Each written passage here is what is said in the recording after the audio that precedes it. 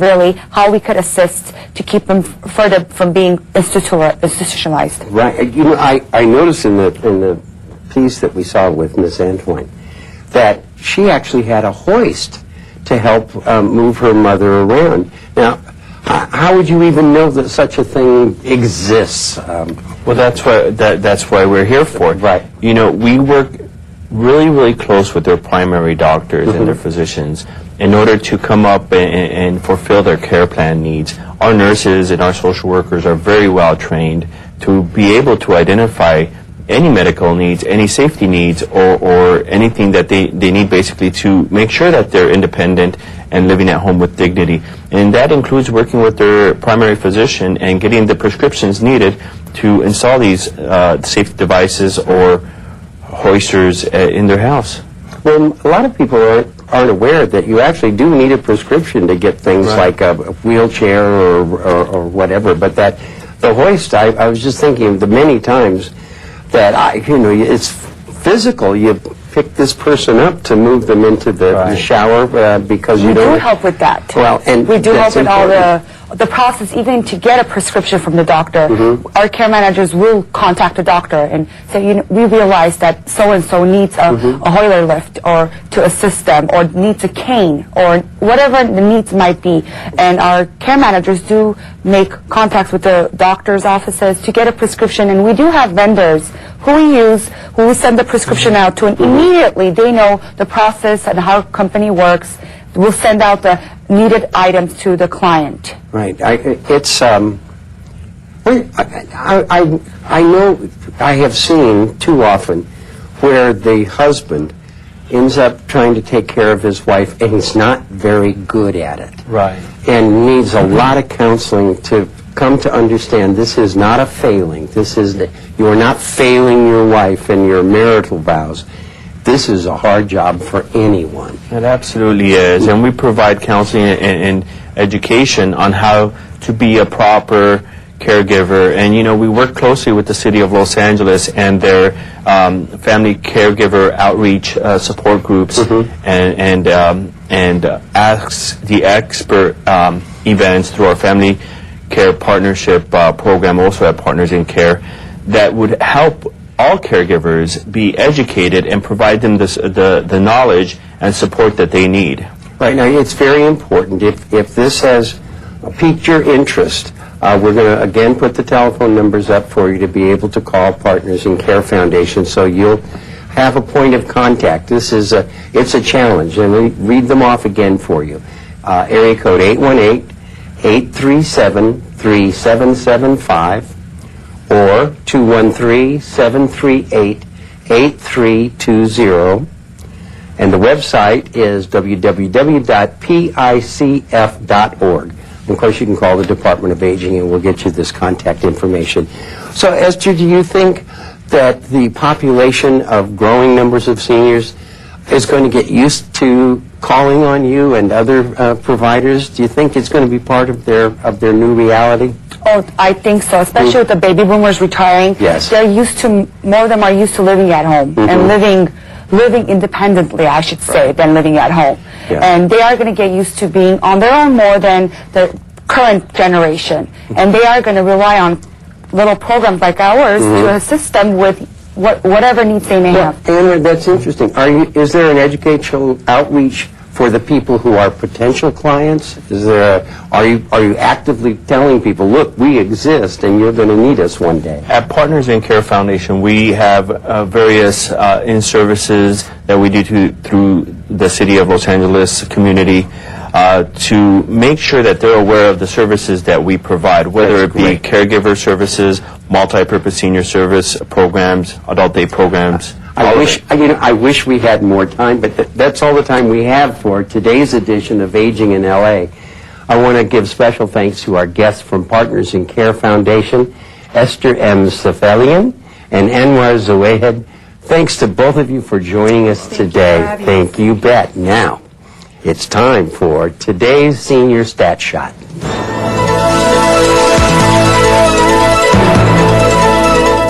Did you know that more than 10 million older adults require assistance with daily living activities such as eating, dressing, and personal care. 1/3 of older adult Americans rely on Social Security as their main source of income. Simple home modifications, such as adding grab bars and handrails, could help many seniors avoid moving from their home. 96% of seniors wish to remain independent in their own homes instead of moving in with family members.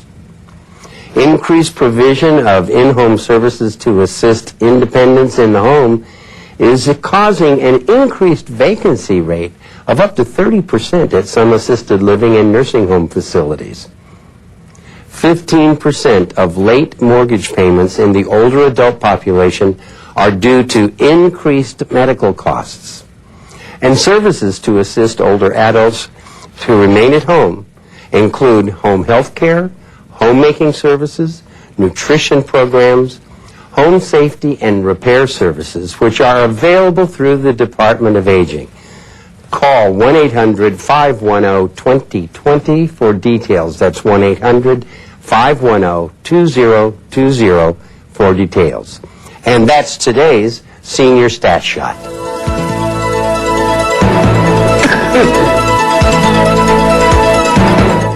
The Department of Aging produces this program with CityView, Channel 35, so that seniors living in Los Angeles and surrounding communities are well informed on the many issues that face them in everyday life. And also to let you know of the many services that the Department of Aging offers our senior citizens. Now, we'd like to hear from you with comments on the program, what you like, what you think can be improved, and hear your ideas for future programs. So please give us a call. Number's right there on your screen, area code 213-252-4088. That's 213-252-4088. Call us with your comments and ideas. We look forward to hearing from you. I'm Paul Peterson for the Los Angeles Department of Aging, the people here at CityView Channel 35, and all of our guests on Aging in LA. Thank you so much for watching. We'll see you the next time.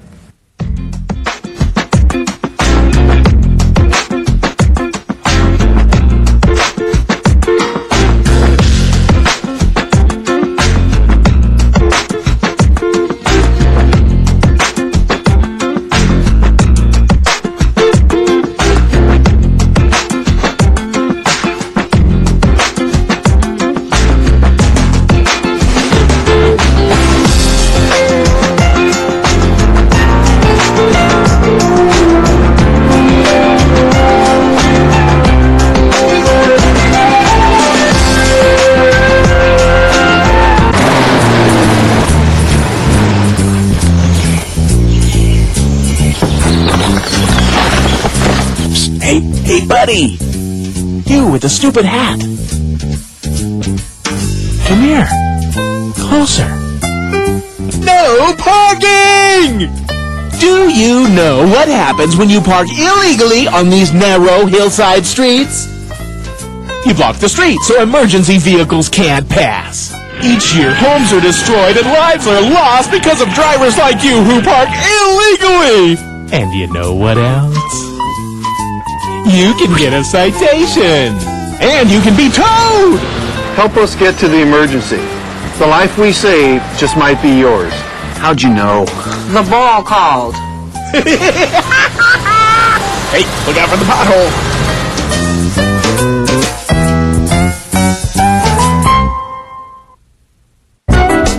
Hello, I'm Monique Chambers. I'm sitting here in Larchmont, and you are watching LA City View, Channel 35, our city, our channel.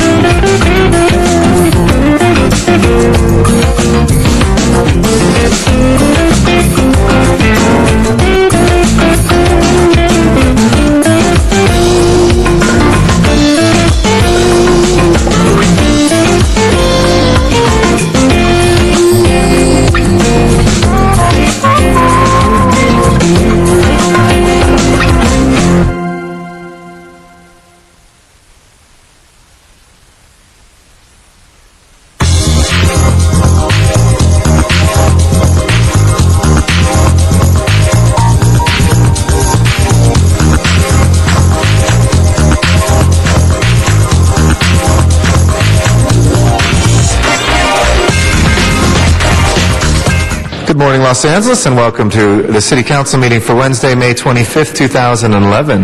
We're here in the John Ferraro Council Chambers, room 340 of City Hall, where we meet every Tuesday, Wednesday, and Friday at 10 a.m. I want to welcome members of the public who have joined us, as well as our city family and city staff that is here, and thank folks for taking time out of their day to be with us.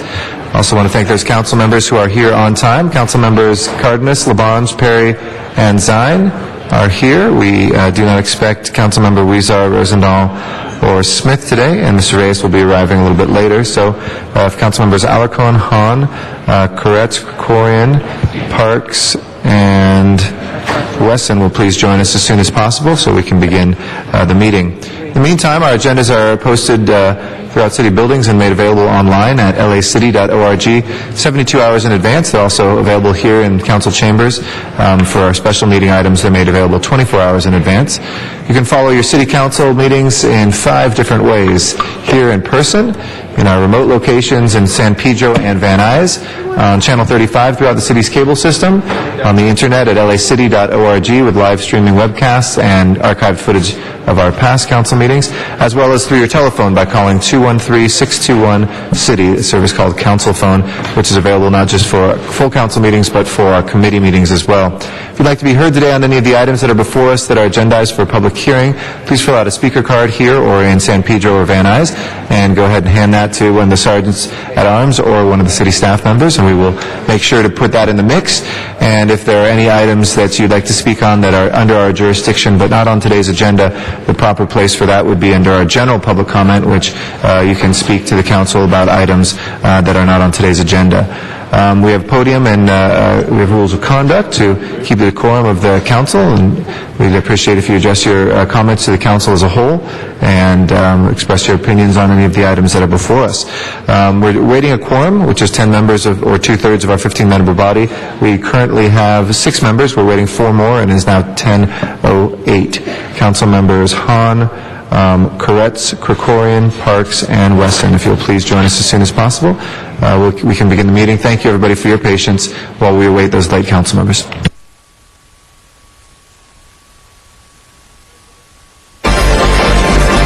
Mr. Labange? There was a police incident at First and Main that did cause major detours, so some may be within traffic or circulating the building to try to... I heard the helicopter overhead, so we will absolutely take that into account. Thank you, Mr. Labange.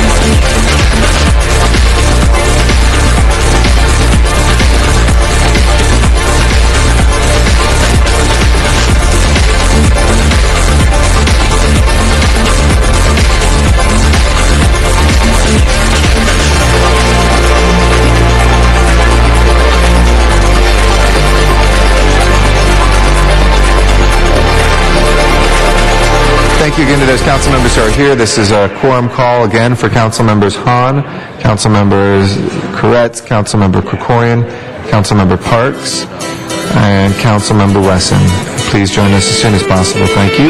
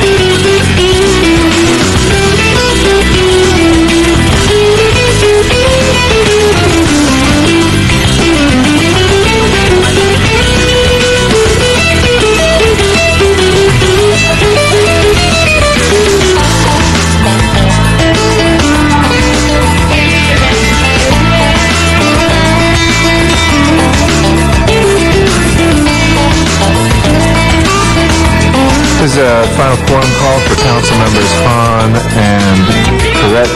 Sorry, Ms. Koretz is here. Hahn and Krikorian, Parks, and Wesson. If the sergeants at arms could please inquire to their whereabouts and make sure if they're in the building that they come down immediately. Thank you.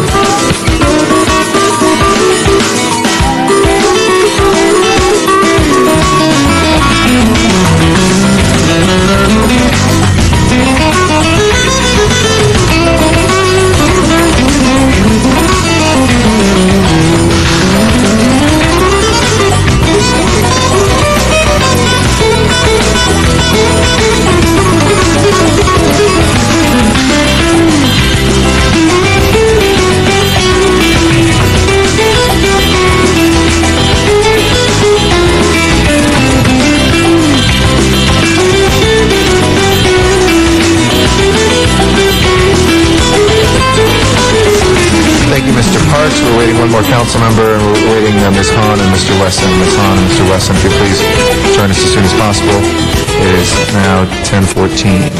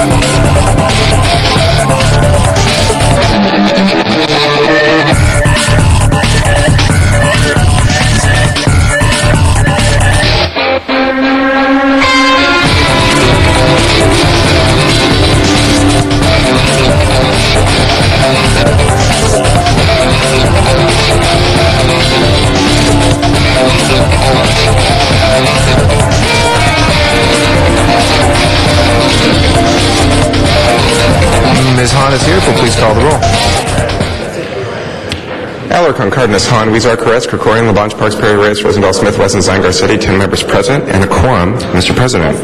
Thank you very much, Mr. Clerk, Mr. Alan Alietti, who helps us run these meetings. Ladies and gentlemen, this also happens to be the birthday of our city clerk, Alan Alietti. We wish him a very happy birthday and thank him for the efficient moving of democracy in our city. Happy birthday. With that, first order of business.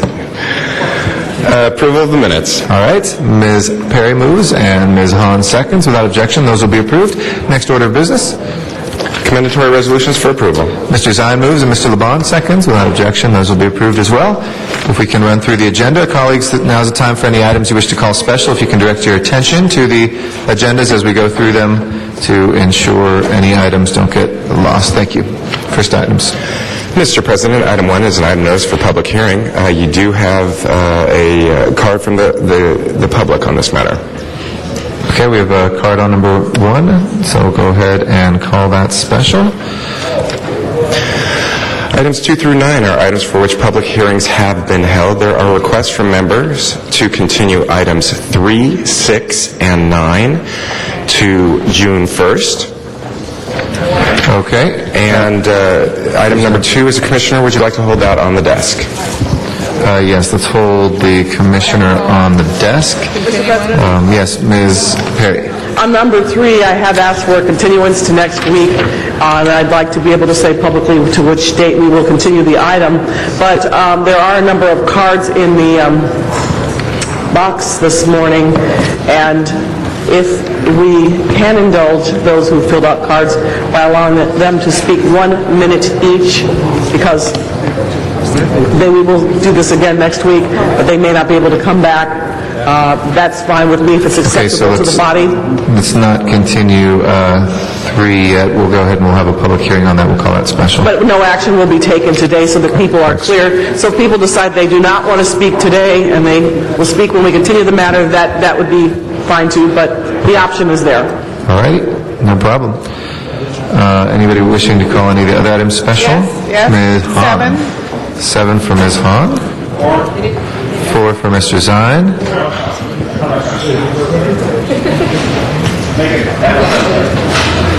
Okay, for Mr. Allerzine. Anybody else wishing to call specials? We only have 2, 5, and 8 left. We have 2 actually called specials, so 5 and 8. If not, let's go ahead and open the roll on items 5 and 8. Please open the roll. Please close the roll and tabulate the vote. 11 ayes. Those are approved. Next items, please. Mr. President, items 10 through 34 are items for which public hearings have not been held. 10 votes are required for consideration. Is there any objection to consideration? Seeing none, those are now before us. Do we have cards on any of these? Mr. President, there is a request, or you do have requests from members to continue item 12 to June 8, item 13 to June 3rd, and item 26 to June 8. Okay, we'll go ahead and continue those 3 without objection. Any cards on any of the items? Yes, sir, we do. We have cards on 11, 18, 20, 31, 32, and 34. Okay, we'll call those special for cards. Mr. Koretz? Yes, on item number 28, I know there's been a request from an AIDS organization to continue it. If we don't continue it, then I'd like to hear it. Do you want to move to continue it? I'd like to ask for continuance, but if that's not accomplished, then I'll hear the item. Sorry, so 28... I got it. Mr. Rosendahl has asked that it be continued for a week till he's back. That's okay. That's Mr. Alcott, it's okay to object to it. People can still make motions to continue as well. You weren't here when we did it. So there's a move. Mr. Rosendahl There's a move to continue, but there's an objection to that, so we will vote on it. That's how the rules work, okay? So there's a motion to continue. Okay, please. You might want to vote. Make sure you... Testosterone is swirling. We have to vote on the motion to continue. Specials that I'm, quietly waiting. Didn't know we had to yell out. Didn't know we had to give. Do we have a date to continue to? Well, while we're waiting that, why don't we turn to Ms. Hahn and some girl power? I've been waiting here patiently. I didn't know we had to Go ahead. What would you like to call special? Yeah, I'd like to call special 20. 20. 27. 29. Uh-huh. 30, Uh-huh. 31, and 32. Oh, it's all right. Wow. Yeah. Very impressive, Ms. Hahn. Thank you. It's wonderful. So we still have, Mr. Labange, was there a date certain to which you wanted to continue? Calls office is a courtesy to the council. Okay, we'll hold this on the desk. So any other, and Mr. Alacon, you want to call it special if we do hold on the desk, or you want to just have it voted on? So we'll hold on the desk. We're waiting that continuance, not necessarily for discussion. Now let's go ahead. Sorry? Mr. Labange moved to continue it, and then he said he's going to wait to clarify what date he wanted to. All right, Mr. Alacon calls a special. Mr. Allerzine again. Any other specials, colleagues? 10 through 34? If not, let's go ahead and open the roll on the balance, close the roll, and tabulate the vote. 10 ayes. That is approved, or those are approved. Next items, please. Mr. President, on the continuation agenda, item 35 is an item noticed for public hearing. Okay, do we have cards on item 35? No, sir, we do not. Okay, we'll close the public hearing. And Mr. Wesson, did you want to move approval? Michael, you want to move approval on CD10s? Walgreens? Oh, can you do that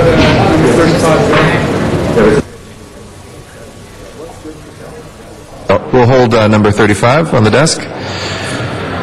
Let's go ahead to next item, please.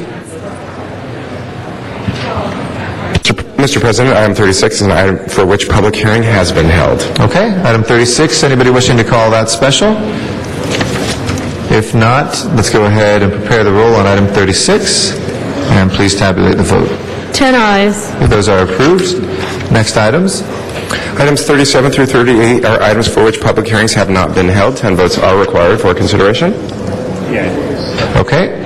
Do we have cards on either of those? We have an amending motion. CD10 has an amending motion on 38. Do we have cards on either of those? Sir, we have cards on a card on 37, and I believe an amending motion is being circulated for item 38. Okay, we'll call 37 special for cards, and we'll hold 38 pending that motion. Okay. We have a request. Council District 8, are you still awaiting the circulation of the motion? Okay, so we'll hold on the desk for a second. We'll wait for that? The reward motion? Yes. Yeah, so we'll wait till that gets, we'll take that as soon as it's been distributed. In the meantime, we'll take our commissioner on item number 2 before us. And so I'd like at this point to invite forward Ms. Victoria Franklin to the table and thank her for her service to or proposed service to the people of Los Angeles. We appreciate you very much. Mr. Reyes would normally open up the hearing here because he is the chairman of our Planning Land Use Management Committee. He is due to arrive at 11:30 today. So I'll just initiate. Tell us a little bit about yourself and why you're interested in serving on the Planning Commission, and thank you for your offer. Good morning. I'm Victoria Franklin. I live and work, I live in the 8th District, and I work in South Los Angeles at Charles Street University, and I understand the needs of the community. Immediate family members have lived in District 8 for over 100 years, and I feel that I have a unique opportunity to serve in this position. Thank you very much. I'd like to call on Mr. Parks. Thank you, Mr. President. I certainly want to thank the mayor for selecting an 8th District resident. And so why don't you just give, for the community standpoint, what some of your ideas and concerns would be as far as joining the South Regional Planning Commission and things that you'd like to see come before you, or issues that you would like to correct? I think some of the issues that are prevalent in our area is we have a large number of fast food restaurants, and I would like to see more options for healthy choices, regular restaurants. I'd like to be able to... Speak into that mic so everybody can hear you. I'd like to see more options for us to be able to live, work, and play in the area. Since I grew up in that area, I have great memories of businesses up and down Western Avenue, Adams, Vermont, and I'd like to see that be revitalized. And I think that there's a great opportunity, especially with the transit system that's been is soon to open, that we'll have more opportunities for business growth and growth in areas for affordable housing also. Let me ask you, have you had an opportunity to evaluate or look at the current community plans that are being updated for Southeast and South Los Angeles? I haven't had a plan to read them in detail, but I look forward to working with you on that. One thing we'd like, if you could make that a priority, because it's been about an 18-month process to get where we're going, and that's the first time that those plans have been really updated in the last 20 to 30 years. Up until now, they've been rubber stamped and just recertified, and so it's actually an opportunity for us to put the community on an even keel with the planning process of the city. You mentioned the issue of the fast foods. Jan Perry and I went together on a motion to now make standalone fast foods to be have a community process. We have an item today that's on the agenda that talks about a issue of a recycling center. That's another area that we've concentrated on, is recycling centers and auto-related businesses that now require a community process. So those are the kinds of things we'd hope that you and the South LA Regional Planning Commission would take particular heed to look at those nuisance businesses and how we can make an impact to cause the community to be more involved. I look forward to working with you on that. Thank you. Thank you very much. Thank you very much. Any other members wishing to be heard? If not, we'll go ahead and we'll take a vote to make it official. If we can please open the roll on the nominee, close the roll, and tabulate the vote. 11 ayes. Congratulations, Commissioner Franklin. Welcome aboard. Mr. President. Thank you very much. I'd like to recognize Mr. Labonze now for an I'd like introduction. to introduce some great young people right now who are visiting us from Temple Israel of Hollywood. They're third grade students. Temple Israel is the home and the founder of Big Sunday, a great community event. Please welcome all the young people from Temple Israel. And say hi to Rabbi John for me. Thank you so much. Thank you, and great to have you here. Temple Israel was my mother's synagogue growing up, so it's great to have you guys here, and welcome to City Hall. With that, we will go to our general public comment. Number 2, if we could reconsider. We did have one card on that. My apologies to Sean. If you'd like to come forward on item number 2, let's open the roll on reconsideration, close the roll, and tabulate the vote. It's all right, Mr. President. Everybody makes mistakes. Thank you. I hope she does a good job in planning committee. We need more development. Thank you. Thank you very much, sir. Appreciate your understanding. If we can open the roll again, close the roll, and tabulate the vote. 11 ayes. Thank you. That is reaffirmed, and we will next go to a general public comment while we are waiting the special one that Mr. Parks circulated. Sean, if you want to come back up for our general public comment, you'll be followed by Miriam Fogler from Van Nuys. Good morning again. Good morning, Mr. President, City Council as a whole. I'd like you to take a look at the city workers right back here. They do a good job. They do a good job. This mayor wants to lay them off? No way. He can't lay them off. They do a good job. I'm against the layoffs. Thank you. Thank you very much, Sean. Miriam Fogler is our next speaker in Van Nuys. Then Daniel Wright will follow here in Chambers. Good morning. I want you to call you. You need to talk. I need to talk to you about this. But I went to you yesterday and I asked you to take all those the pay deferments that you're trying to make people wait 3 more years when the cost of living keeps going up, and also the holidays. You're making them pay for the holidays. All these glitches. You're blocking them from having that 4% retirement health care.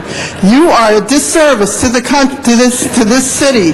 The city council is not sacrificing, because not everybody is on board because they have blocks on the contract. And I'm going to tell you, I'm going to sue you people for this, because we're entitled to retirement health care. My husband's put in 23 years, and he's entitled to the same benefits as everybody else. And if you don't get rid of those glitches and those things that are blocking it, these people deserve to have their raises, and they demand it now. So you're going to have to cough it up. I'm sorry that I have to come against the contract because people have spoken. They're against it. And the 57% of the people that voted for the contract were by the gun. They were forced because they were in a financial problem because they're afraid of you. They're afraid of the furloughs. Hello? I don't think I hear myself here. I'm trying to let the public know the truth of what's going on. You're depriving me of my First Amendment speech. Hello? So you're going to have to fight us. We're going to fight you back. If you don't take those other things out of the contract and let us just have the 4% health care, then we're going to see you in class action lawsuit. Because they're not going to take it anymore. That's enough. Enough is enough. I told you these people can't take it anymore. You keep going to the workers for more. Thank you, Ms. Vogler. Daniel Wright is our next speaker. After Mr. Wright will be Dr. Clyde Williams. Good morning. Good morning. Daniel Wright on behalf of the Friends of the Southwest Museum. Last Friday, May 20th, at the Recreation and Parks Commission meeting, the ongoing effort of the Autry National Center to pillage the collections of the Southwest Museum took a giant step forward with the assistance of Barry Sanders, President, and General Manager John Murky. The commission that has been ruled under conflict of interest rules and barred from acting on the Autry's requests, approved a project last Friday with just 4 employees of Autry present at the hearing. In this context, of this almost secret special meeting at the Rec and Parks Commission, I wanted to bring to your attention a new gold card service at Rec and Parks Commission. Apparently, for some special friends and lobbyists, you can get the email addresses of your project opponents deleted from the department's email notification system for meeting agendas. For the last 3 years, myself and other friends of the Southwest Museum have been subscribed to the Rec and Parks email list. There is no provision on the city's website for deletion of emails unless it is self-initiated. Yet last month, our emails were apparently deleted, and we stopped receiving email notices of the Rec and Parks agendas just in advance of the very meeting where Barry Sanders put the Autry item on the agenda. These deletions were carried out with malicious intent to deprive our coalition of public input into the city's decision-making processes. We are calling for an investigation of this offensive, anti-democratic maneuver, and this should be done by exercising jurisdiction over the Commission's decision under Charter Section 245 immediately. Thank you, Mr. Wright. Dr. Clyde Williams is our next speaker. After that is Arnold Sachs. Good morning. Good morning, Dr. Clyde Williams, El Sereno. There are additional flyers for the Loomis Day presentation on June the 5th. We'd like to have everybody come. So, Loomis, who was he? He was one of our founding fathers in the Northeast LA area. The word Southwest came from him. The Southwest Museum came from him. All of these things are going to be lost if you do not 245 the decision by the Commission of Recs and Park regarding the Autry's mini Southwest Museum. Once a long time ago, the director said it is the Southwest Museum. It is not the Southwest Museum collection, but the collection is what they want. And what they want is for you not to take action, not to exert 245 jurisdiction over this issue. So what happened? I haven't been receiving Recs and Park notices. However, not on that one, not on last Friday's. Why? Because they knew that some of us would come out, because presentations in council would not take precedence over the Southwest Museum. Also remember that 9 neighborhood councils, the entire Northeast LA, support the reopening of the Southwest Museum.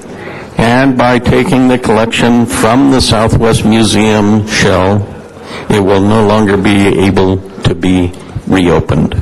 So we'd highly recommend that somebody, somewhere, exert the 245 jurisdiction. Thank you. Thank you, Dr. Williams. Arnold Sachs is our next speaker. After that is Armanak Norajanian.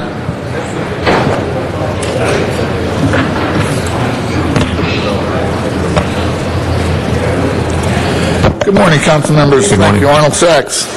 I would suggest that somehow in your busy days you make time to create a resolution for the month of May that we don't know jack at City Council.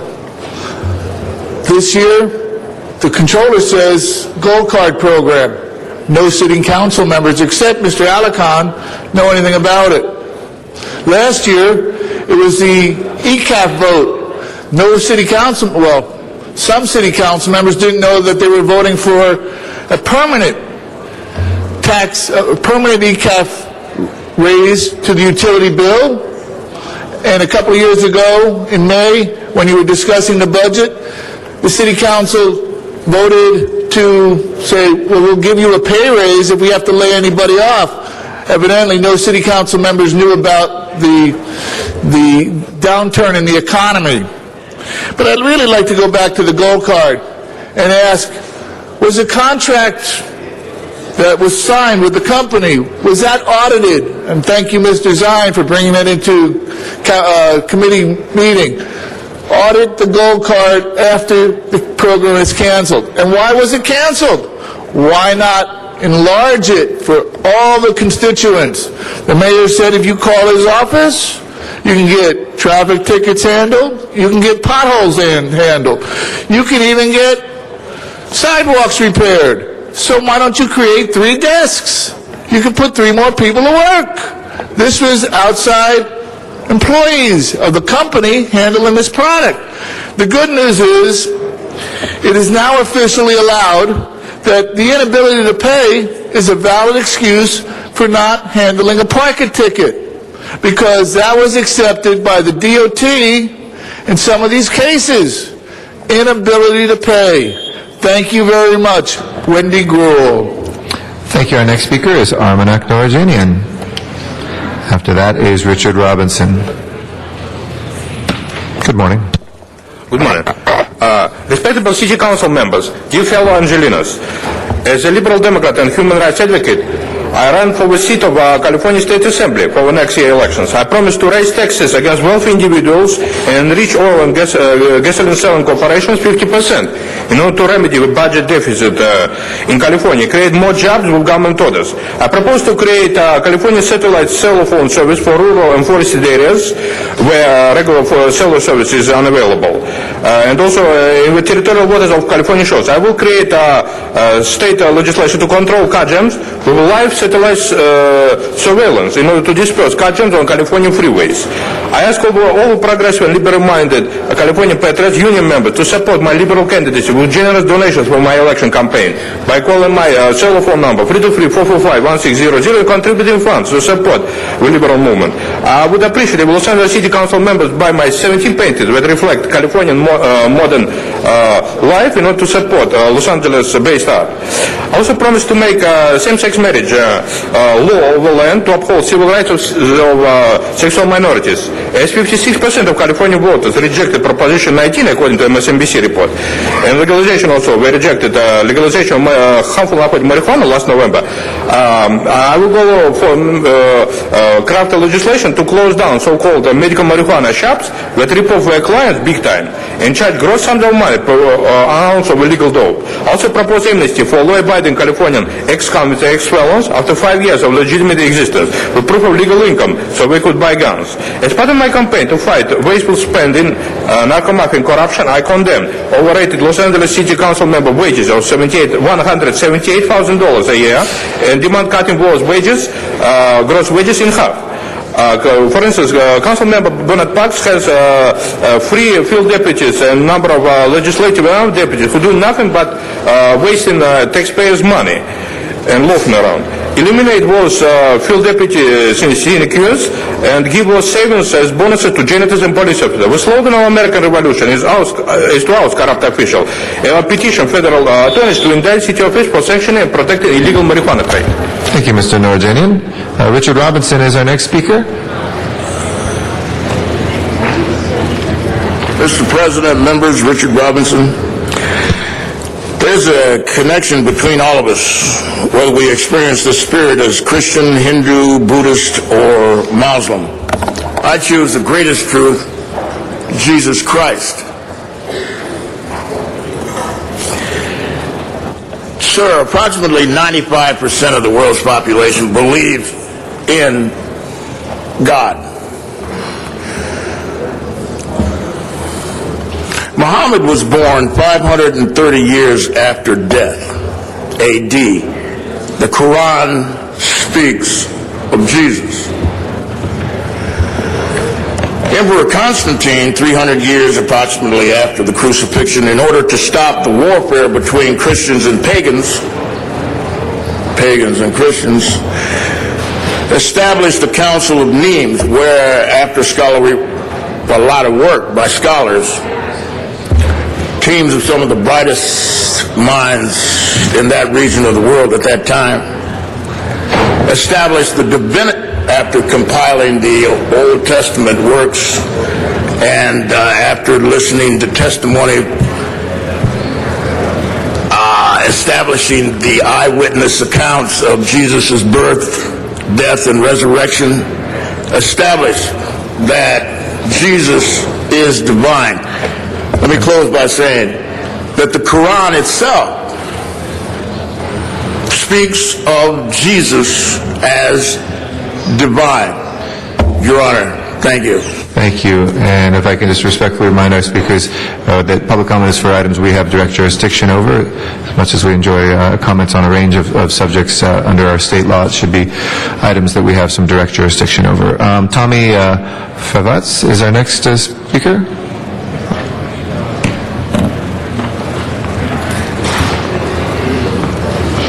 Excuse me if I mispronounced the last name. Oh, hey, nice to see you again. Tommy Favai with IBEW Local 11, full body council and staff. I just wanted to talk on the comments pertaining to item number 3 on the EIR documents.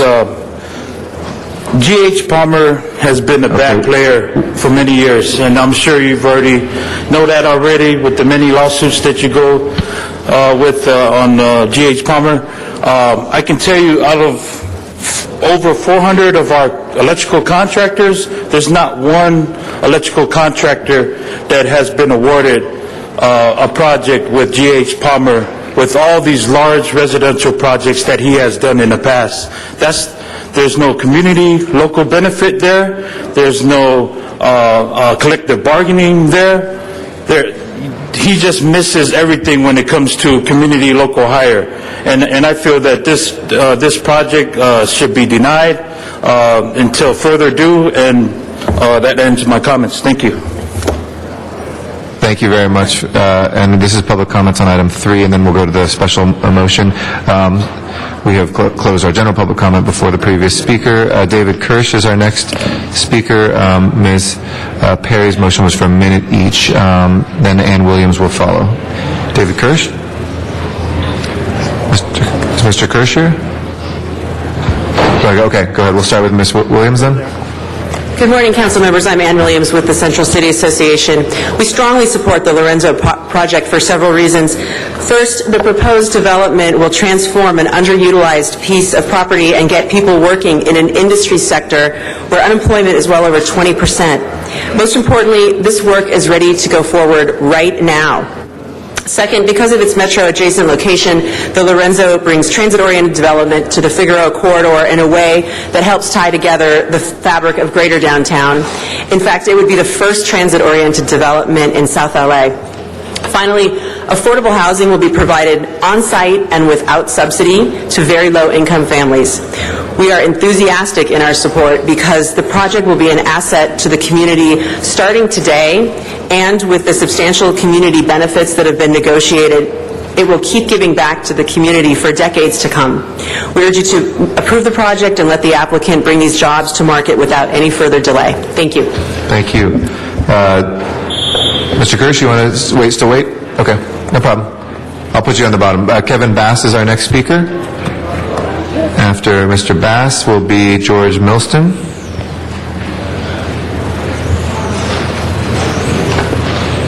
Good morning. Good morning, council members. I'm Kevin Bass with the Painters and Allied Trades. I've spoken before you plenty of times in the past.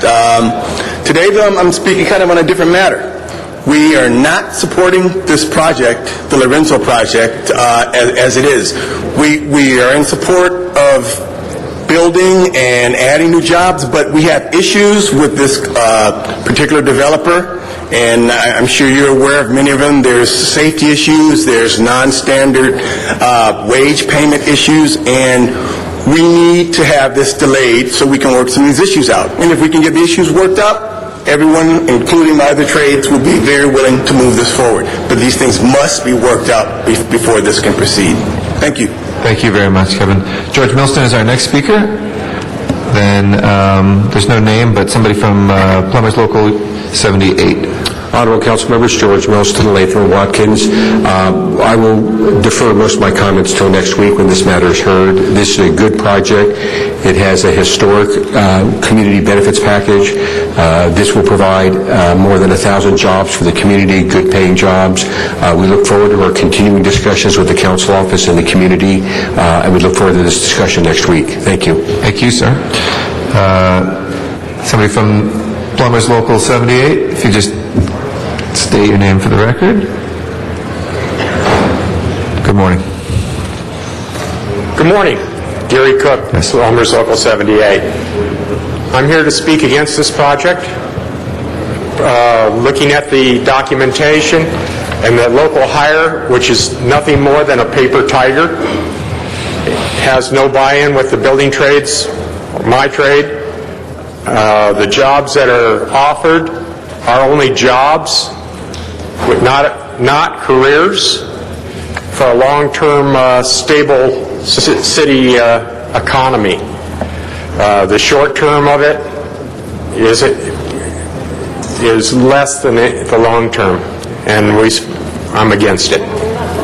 Thank you very much. Last speaker is David Kirsch. So last speaker, you want to wait till next week? Okay, all right. We'll put that in the record. Thank you for the public comment. We'll continue that. Do you want to do till Wednesday or till Tuesday? Just a confirmation, Mr. President, so that everybody who's here today knows from the city clerk what date specifically. June 1st is next Wednesday. June May 1st? 31st is Tuesday, whatever your preference is. Actually, why don't we take it to Wednesday? Okay. All right? We'll continue without objection then till June 1st. Did you have a card in? I'm sorry. Those were the only ones I had. Go ahead. Why don't you give us your name? I handed in a little late, so. Okay, no problem. My name's Piedmont Brown. I'm president of the Ironworkers here in Los Angeles City Council. I'm asking you guys, we're opposing this. The building trades have been left out of it. The ironworkers have been left out of it. The apprentices have been left out of it. So without the apprenticeship program, I don't see the benefit, the economic benefits of the increase of jobs and revenue without our people here in the proper training. So I think the developer needs to rethink and look in the direction of the benefits to the people of this great city. Thank you very much. Thank you, Piedmont. Appreciate it. With that, without objection, we'll continue this till next Wednesday, June 1st. We'll close the public hearing, but Ms. Perry has indicated that it will be reopened for further comments that day. If we can now go to a special one, and I'd like to recognize Mr. Parks we have a Rule 23 special one, and on the findings, Mr. City Attorney. Thank you, Mr. President. Since the posting of today's agenda, the LAPD has requested that City Council offer a reward today for information leading to the arrest of suspects in the shooting death of Alonzo Esther while he was pulling his car into his driveway on May 13th at 2:20 a.m. Immediate action is required to apprehend the suspect for the safety of the community. Council must first make findings pursuant to Government Code Section 54954.2 before considering the substantive motion. Okay, we'll take a vote that will allow us to consider this today. This is just a vote on consideration. If we can please open the roll, close the roll, and tabulate the vote. 11 ayes. Under Rule 23, this item is now before us on an emergency basis. Mr. Parks. Thank you, Mr. President. Colleagues, today we have Detective Robert Late here, and I'd like him to go through the details and really at his request on this very serious homicide, we're offering this reward. Good morning. My name is Robert Late. I'm a detective with the Los Angeles Police Department, and I'm investigating the murder of Alonzo Esther, which occurred on May 13th of this year. Mr. Esther is a resident of Los Angeles and a businessman. He was returning home from one of his business concerns. He owns a nightclub. He was returning home. It was the early morning hours of Friday, May 13th.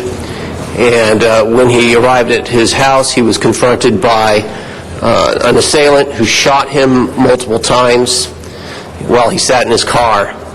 What we're asking for is that the City Council authorize a reward with the hope that this will bring forward information from otherwise reluctant parties. Detective, could you give us the general area where that occurred and also your number as a contact? Certainly. The general area that this occurred was in the Baldwin Hills area. It was on Hillcrest Drive, and my number is where I can be contacted is 213-485-4341, and again, my name was Detective Late. Thank you. Thank you. Colleagues, I'd ask for an aye vote. It's a $50,000 reward. It's a case in which LAPD has requested this reward. It will stimulate leads and hopefully solve this case. And again, it's a homicide of a businessman who, on returning home late or early morning hours, was shot and killed, and we have no other motive at this time. Thank you very much, Mr. Parks. Thank you, Detective. We'll go ahead and take a vote on that reward motion now, if there are no other members who wish to be heard. Let's go ahead and prepare the roll, Madam Clerk, and tabulate the vote. 11 ayes. That is approved. We'll send that to the mayor forthwith, and thank you. We'll make sure to push out that information as well to the general public. And we've seen the impact that reward motions can have this week, obviously, in some other cases as well.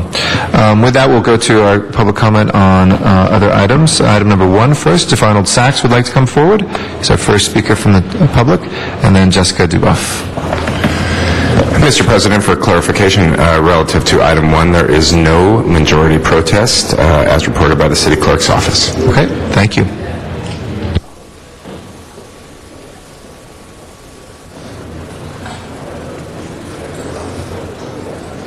Yes, thank you. Good morning, Arnold Sachs. My concerns about this item are the following, that since LA is in the business now of creating all these new hotels with all these new properties, but waiving the bed tax like they did at the LA Alive for the new project at Wilshire and 7th and Figueroa, and for the Grand Avenue project, by waiving that bed tax, that money's not coming into the city's general fund. According to this article in the LA Times on May 4th, it could be as much as $640 million over 3 decades, which comes to about, $30 million a year. So if they're having their bed tax waived and they want to put funds into this revenue for this advertising, this tourism marketing district, then they need to put a percentage of that bed tax into this marketing district. Thank you for your time. Thank you. Jessica Duboff is our next speaker.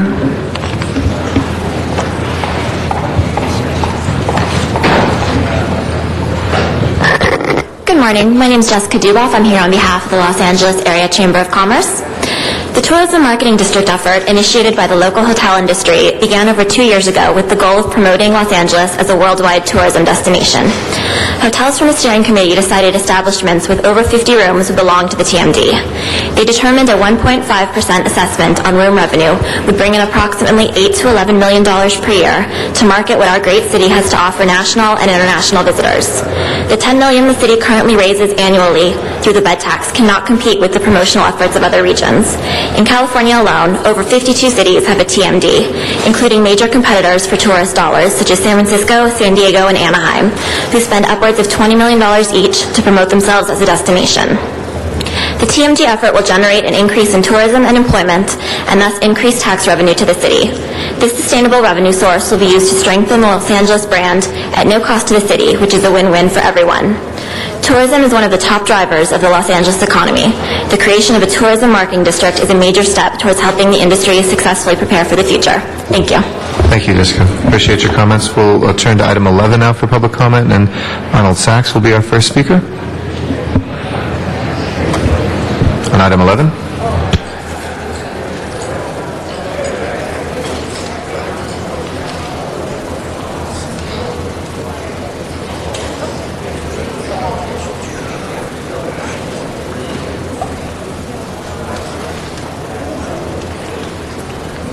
Yes, thank you again. Arnold Sachs, good morning. Reason I held this item, two reasons. A, you might have read in the newspapers regarding the state legislation and the initiative that was passed regarding the California budget, that state legislators would not be paid if there wasn't a budget passed. Yet there's a loophole. So what is the loophole here? Because you can be sure that any health care providers in the state of California got more lawyers working on their program to make sure that they get their money than you have gold cards. Point two, there was a story, and I was trying to find it, about a health care provider that raised the rates of somebody because they failed to disclose on their policy that they didn't suffer from the effects of certain viruses. They didn't have the virus. Thank you. If you stand right by Mr. Sachs, we're going to go to 18 next. Let's go ahead and prepare the roll on 11 and tabulate the vote. 11 ayes. Number 18 is our next. Yes, I held this. Thank you again, Arnold Sachs. I held this because if you want to ensure that legal rights for claimants under Holocaust-era insurance policies are maintained, let's not leave out victims of the internment.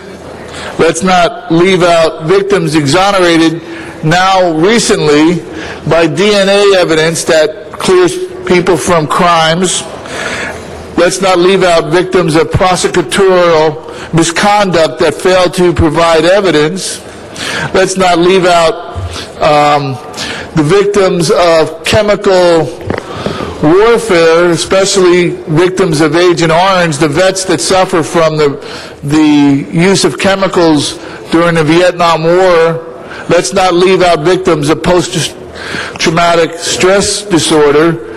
Let's include them, because once you start leaving one victim out, then you're on a slippery slope. Thank you. Let's go ahead and prepare the roll on 18 and tabulate the vote. 11 ayes. Item 34, if we can take up next, Miriam Fogler and Van Nuys, if you'd like to speak on number 34. Yeah, well, I didn't obviously get the supplement here, and I've been very busy on the contract thing, because you people are just not going to win on that. I have a secret thing, and you're not going to know about what it is until we're going to have it filed. So you're going to find out what the lawsuit is later.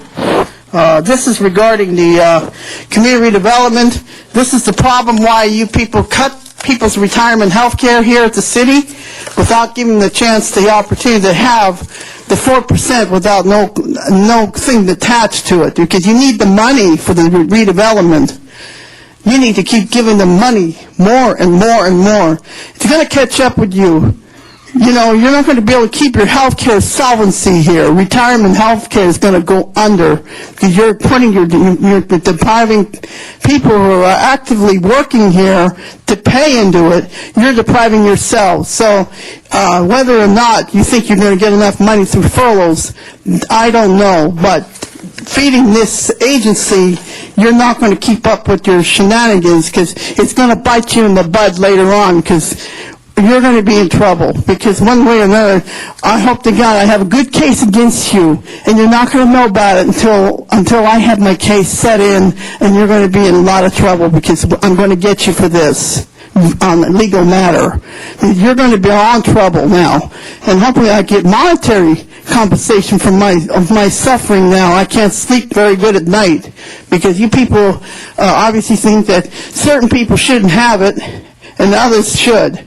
So who's the one that's above the law? You think you're the Tower of Babel, that you think you can just tell people that they have to give in their raises and everything, so if they don't give it, they don't get the retirement health care. I think this is communism. Communism at its great. It's bribery and blackmail, and it's done because of this agency. Thank you, Ms. Fogler.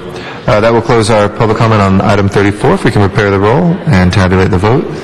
11 ayes. Thank you. That is approved. Item 35, with Council District 10 moves to approve the public convenience of necessity.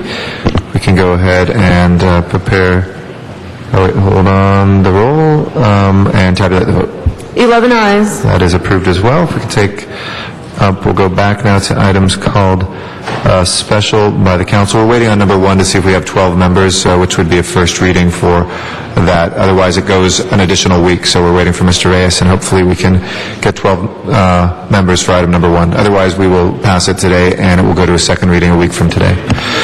But we've closed the public hearing on item 1. We'll go to item 4 now, called special by Mr. Dennis P. Zine.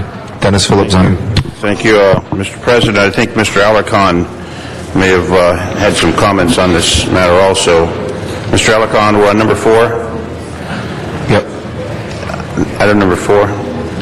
The Audits and Government Efficiency Committee heard this matter. This is the American Recovery and Reinvestment Act, the performance and financial evaluations of the Department of Water and Power, and this deals with that particular department.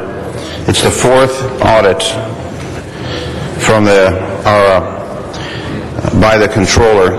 Others were for Public Works, Bureau of Sanitation, Street Services, and DOT. And what the recurring theme on this seems to be the lack of clear tracking system of reimbursable expenditures and compliance with the contracting requirements, timely commencement of the projects, and accurate tracking of the job creation. And it's critical that Water and Power and other departments that receive these funds from the federal government have an accurate tracking system and meet the reporting accurately. The money is designed to spark economic growth, increase jobs around the area, and we want to be responsible in spending these funds in the appropriate manner. DWP on this particular audit was awarded 6 ARA grants for a total of $112.7 million designed to modernize electrical power systems and water quality projects. To date, Water and Power has expended $40 million of the $112.7 million in the ARA grants, and they've created 66 jobs. They intend to create more, I hope. 66 jobs for $40 million really doesn't seem to be a good balance. Hope the other agencies in the city are creating hundreds of jobs, because that's what the money is intended for, to create jobs and put people back to work. The Mayor's Office, we want to recognize the Mayor's Office for being proactive in helping to track these efforts, but we need more oversight. The Mayor has created a task force to oversee the projects, and the city has been awarded a total of $611 million for 110 projects through 22 departments. The task force works with each department on milestones for expenditures, deliverables, and number of jobs created, and ensures timeliness are met, and I hope this will help. So we want to continue the dialogue in audits and government efficiency. We want to be fully transparent on how these monies are spent and create the maximum number of jobs possible. So we want to approve this, but correct those problems that we're having with the expenditures. Again, it's a total that we've received for the Department of Water and Power, $112.7 million, and they've expended $40 million to date. Mr. President, thank you. Thank you, Mr. Alacon, and then Mr. Labange. Actually, is there a representative of DWP here?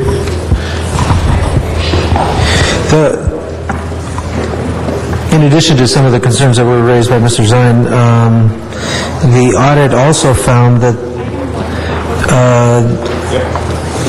there was no method to ensure compliance with Davis-Bacon and the Buy America Acts. So I just wanted to ask, when will we be in full compliance with those requirements? Ann Santilli, Interim Chief Financial Officer, Department of Water and Power. We are working on that right now with the vendors that were awarded these contracts. The issue was that they needed shovel-ready projects, and these contracts had already been awarded, and so we're working with the vendor and the California Department of Public Health and Services to make sure that they agree with those procedures. So I would assume within the next 2 months, we will be in compliance. Okay, are there any projects in jeopardy that will not be able to comply? I believe no. Okay, so when are you going to report back? You're not going to issue any contracts that do not agree to comply with those two provisions? As part of our audit, one of our recommendations was to develop specs to go with any new contracts, which we have done. So any vendor bidding on contracts that have federally awarded funds will know that they have to comply with all of these provisions. So we will not be awarding any contracts that the vendor would not comply with. Okay, is this a self-certification process, or are you going to ensure that they are in compliance? What is your process to ensure that they are in compliance? We require documentation from them. They have to provide the documentation as a vendor. They know they're being awarded a federal contract, and we also have an external auditor who looks at our federal spending to make sure that they comply with Davis-Bacon. And Buy America? And the Buy America as well. Okay, so I want just a simple answer. You will not be contracting with anybody that does not agree to comply with Davis-Bacon prevailing wage law and the Buy America Acts, and you will you have a system in place to ensure that they will comply. That is correct, and we will be reporting back to the Audits Committee within, I think, 30 days. Okay, thank you. Thank you, Mr. Labange. Thank you. Would the mayor's representative just like to, because I recently received, I think all of us received a report from the mayor's office on these funds that are taking place. How does it calculate, because Mr. Zine raised the point of a multi-millions of dollars and 68 employees, is that correct, Mr. Zine? So, do you know that? How does that figure? Jim Clark, Director of Federal Relations in the Mayor's Office and part of the Mayor's ARA team. Could you clarify? In the opening statement by Mr. Zine, the councilman of the 3rd District, he said a certain price Water Power has spent, and there's been only 68 employees. Is that 66 jobs. $40 million and 66 jobs. Now, I know they pay a lot of Water and Power, but that math doesn't figure for me. Well, one of the projects... And I'm proud of Water and Power, I just want to let you know, but that's way out of whack, so I want to know about it. One of the major projects that it's included in that is the $60.2 million Smart Grid project, which is a technology project that has 5 components to it. It's also a 5-year program, not a 3-year program. Super. So we're only in the basically the 2nd year and the beginning of the spending. Most of the spending on that project and most of the jobs that will be created in that project will be created in the 3rd phase when we get into the construction and operation.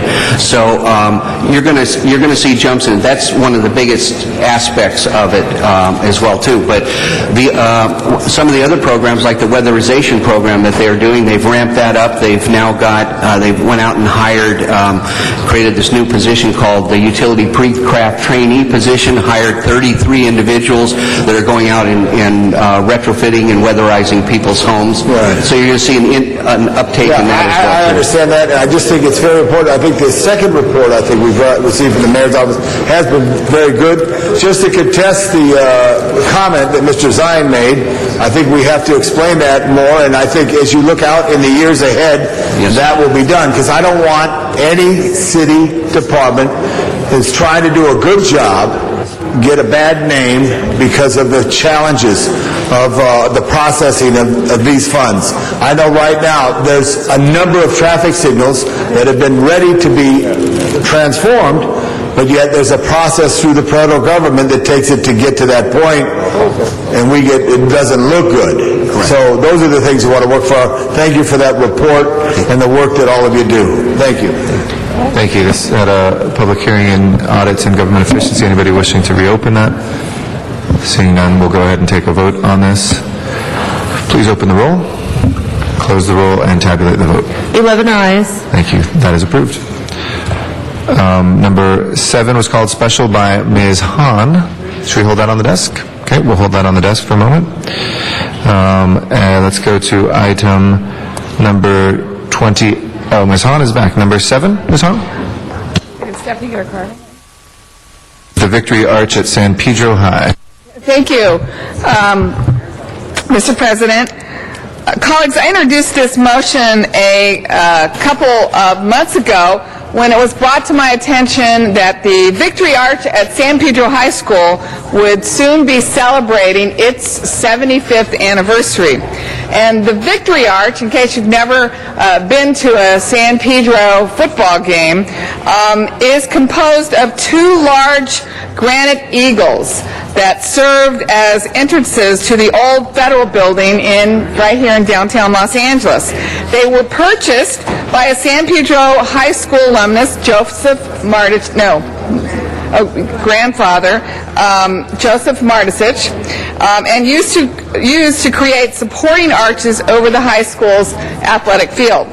It has now become tradition for the football team to run through the arch onto the field before the games, and is also used by graduating seniors as they walk to accept their diplomas. It's come to my attention that because the arch is under the jurisdiction of the school district, I was told that the city's Cultural Heritage Commission does not have jurisdiction over it. So in order to preserve its historic significance, apparently it must be nominated to the California Register of Historical Resources. So I was going to have Ken Bernstein come up and explain why everything is not under our jurisdiction and how we might be able to accomplish this declaration of the importance and the historic nature of this Victory Arch. Yes, Ken Bernstein with the Department of City Planning and Office of Historic Resources. You are correct, Councilwoman, because the Victory Arch is on LAUSD property, and that is another governmental jurisdiction, the city is preempted from exercising its authority under the Cultural Heritage Ordinance to designate it as historic at a local level. However, we have worked with other communities in the past to designate LAUSD property or other governmental jurisdictions' properties to either the California Register or the National Register of Historic Places. And we would be happy to partner with LAUSD and the San Pedro community to move forward a potential designation to potentially the California Register that goes to the State Office of Historic Preservation and State Historical Resources Commission. So basically with our vote and recommendation today, we will just be directing you to work with LAUSD, work with community historical organizations to apply or fill out this application to ultimately get this process moving. Correct. We'll have to do it together. We can't just make this happen by ourselves. We need to include the school district and some other organizations to make this an official Correct, and because the school district is the property owner, to actually be formally listed at the state level, the California Register does require consent of the property owner for formal listing. Otherwise, it becomes what's called a formal determination of eligibility only. We would love to see it actually have the formal listing with the consent of LAUSD. So you think this is the better way to do it? We do, and we're happy to partner with your office and LAUSD to move this forward. Even though this property is in the city of Los Angeles? Well, correct, but we all want to see the end result being the formal listing and recognition. So again, we're happy to partner with your office and the community and collectively figure out the best way to have success and move this forward. Thank you. Mr. Garcetti, if we could have, I know there's a speaker card, a descendant of Joseph Martisich, Stephanie Martisich is here, and maybe she could speak, and then I'll have a wording on what I think we need to vote on. Okay. All right. Ms. Hahn moves. Is there any objection to reopening the public hearing on that? If not, go ahead. And Stephanie, the microphone's yours. Hello. I'm happy to always be here with the great council members, and thank you for your good work. I have many friends on this council, as you know, and wearing my other hat here. I am the granddaughter of Joseph Martisich Sr., who was a very proud immigrant from Croatia. At the time he came here, it was still called Yugoslavia. He believed in education first and foremost. He was an extreme patriot. He sold war bonds in that era of World War II. And just preceding it, when my father was still in high school, my late father, Joseph Martisich, and was an all-star on the all-star track team. I have a picture here of him with his track team from the late 30s in front of the Victory Arch. I had something framed, I rushed out too fast, forgot it. Grandfather was full of bravura. He loved history. He knew this federal building was being taken down. He bought these eagles, and he hired an architect to design this Victory Arch that has chiseled on the top of it the motto of our school, and I'm the only one of his progeny who is a graduate, by the way. I will not say the year, because I'm ageless, like my dear mother. It's wisdom, integrity, self-respect. And my father even worked with the stonemason after school putting this up. And again, I have this vintage photograph someone sent to me recently when it was under construction that just kind of blew my mind. And it's so amazing. It was always near the gymnasium. And many years ago when they reconfigured the field, the whole design was around the Victory Arch being put in this very majestic position at the north end of the field. And I have been quoted in the media saying that when you're at a game at San Pedro High School, and if you're on the home team side, which is looking out over the beautiful harbor, whether you're winning or not, it's a great day and it's a great game because that view is fantastic. And then the arch has been lit up at night. I know my time's short, but when I realized it was the 75th anniversary coming up, I approached Councilwoman Hahn. I am prepared to do anything and everything to help augment the work of the Historic Cultural Office. I've done a lot of research and provided it. I know Assemblyman Furutani would also endorse this as a former board member because he is a Terminal Islander descendant and loves the history of our town. I have other stories in literature if you want to read it, and thank you so much, and please support this effort. Thank you, Stephanie. Appreciate it. Mr. Laban's our next speaker on the queue. Support Ms. Hahn and Mr. Bernstein. Several school properties. Thomas Jefferson High School, the beautiful Art Deco. John Marshall High School, the Gothic tower of 1931, do have historic listings. Do you list them anywhere as not official monuments, but list them? There is a list that predates you. There are. Right. Over the last 3 or 4 decades, however, there have not been additional properties listed. The advice from the city attorney has been that we are preempted by the supremacy clause of the Constitution.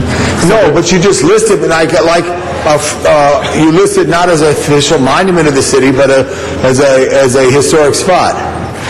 There's not a separate list other than the Historic Cultural Monument list. But so that means you can't do a post office either. Right. So that means you can't do any other property. I'm just saying, Mr. Bernstein, this is a great idea, Ms. Hahn, that you brought to us. There's a lot of schools, and that recognition gives pride to the community. And the Pirates of San Pedro deserve that.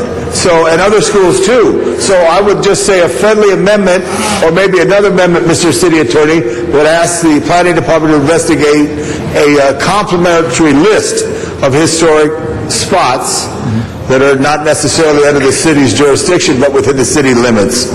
Maybe I could work with you on that. But I want to support you today, Ms. Hahn, all the way. Thank you. Because you can't do what I said you could do, what you used to do, so we've got to come up with something new. Thank you. Thank you. Ms. Hahn. Thank you. Well, I felt the same way you did, Mr. LeBlanc. I felt like there was a lot of examples of buildings and architecture on schools where, you know, we had been a part of declaring them historic. So I was a little frustrated as well that the process seems to have gotten in the way of us just doing this today. So, according to you, Ken, here's what we'll do. I move, colleagues, that the City Council, at the urging of Councilwoman Hahn, request the Office of Historic Resources to work with the school district, with school board member Dick Vladovic, Assembly Member Warren Furtani, local San Pedro community organizations to nominate the San Pedro High School Victory Arch to the California Register of Historical Resources. And is it possible you could just report back in a week on how that's going? And so we can, I don't want this to take a year. I want to see immediately what the obstacles might be to doing this so we can work around that. So if you can report back in a week, just on an initial effort on how you see the pathway to ultimately declaring this as a historic monument. So thank you very much. Thank you. All right. You guys get that? We did. Okay, good. I think the city clerk got that. All right. Okay. Let's go ahead as amended. Go ahead and open the roll, close the roll, and tabulate the vote. 11 ayes. All right. That is approved. We will take up next item number 20 for Ms. Hahn as well. Item number 20, the CalWorks CalFresh programs, AB6. And we do Colleagues, have cards on that as well. Colleagues, we have this presentation in Van Nuys on the CalWorks and CalFresh, and so this is a Felipe Fuentes bill up in Sacramento, AB6, that would allow for increased participation in the CalWorks and CalFresh programs. It would simplify the application process by requiring counties to convert from a quarterly to a semi-annual reporting system. It would eliminate the statewide finger imaging system and require the Department of Social Services and the Department of Community Services and Development to develop a utility assistance or heat and eat initiative.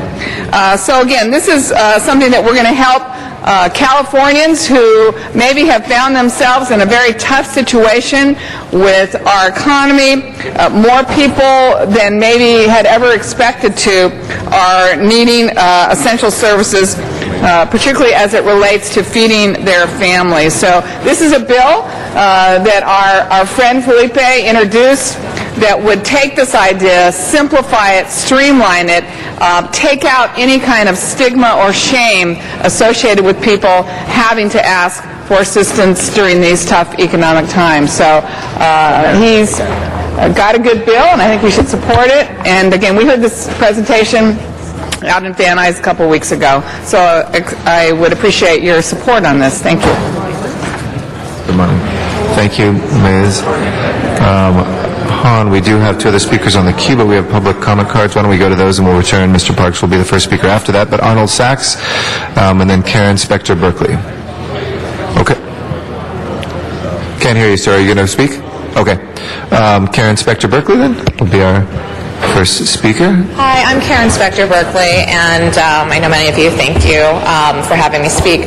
I'm the Association Director for the Jewish Public Affairs Committee of California, which is a statewide coalition of Jewish advocacy groups, including most of the Jewish federations, including Los Angeles Jewish Federation, as well as other advocacy groups like Hadassah and ADL, and 30 Years After. And we actually have taken a great interest in AB6 this year, and we're really glad that Councilwoman Hahn has been a champion for this locally. AB6 is a really important bill to eliminate barriers to accessing food stamps. Obviously, during these really challenging economic times, simplifying the system is the way to allow more people to access this entitlement. There's about 50% of eligible Californians who do not participate in CalFresh, which ranks California as second to last among states in measures of participation. Increasing participation to near 100% of eligible households, as other states have done, could mean an additional $4.9 billion in federal benefits for needy Californians. There have been several iterations of this bill in previous years. Assemblyman Jim Bell and others have tried to bring this forward. We feel like there's a real chance for the bill passing in the California State Legislature this year. It's coming off of suspense soon, and we really hope that this effort by the city to support it will move forward. There's actually been significant opposition by the County of Los Angeles that we're working to try to mitigate. We feel if we can get the county to support it, that there will be an actual chance for the bill to move forward as area legislators won't have a problem. We'll feel more confident in pushing it forward as well and supporting it when it comes up for a vote in the legislature. I want to mention also that the bill is supported by Mazone, a Jewish Response to Hunger, the Jewish Family Service of Los Angeles, and the California Food Policy Advocates, amongst others. So thank you very much, Councilman Hahn, for being a champion on this important bill. Thank you. Thank you for your comments, and see you at the Federation dinner tonight, hopefully. Jessica Jones is our next speaker. After that will be Albert Lawrence. Good morning. Good morning. Hi, my name is Jessica Jones. I work with the Los Angeles Regional Food Bank. We've done a lot of work around the CalFresh program. Our mission at the food bank is to mobilize resources to fight hunger in our community. Last year alone, we distributed over 62 million pounds of food into the Los Angeles area in general, and that didn't feed everybody. So if that's not enough to solve the problem, we strongly believe that the nonprofit cooperation with and full utilization of federal, state, and county safety net programs is a key piece of how we're going to collectively address hunger in our community. To this end, we think that we should take advantage of every opportunity that we have to streamline our programs and make them more efficient and capable of serving Angelenos in need. Two areas we believe need to be addressed are the fingerprint requirement and the quarterly reporting practice. These have both been noted as barriers to participation in the program, and the USDA has strongly recommended that California update their procedures and or change or remove these requirements. AB6 addresses these issues, and we strongly support it. I'd ask you to do the same to this resolution, and I thank you for your attention and time. Thank you very much, Ms. Jones. Albert Lawrence is our last speaker. Mr. Lawrence here? Albert Lawrence, is he here? He's an out. I'm sorry, I can't hear. I guess we'll have to. He's in the back. Mr. Albert Lawrence, if he's. Okay, I think somebody's going to get him. Thank you. Appreciate it. We'll wait.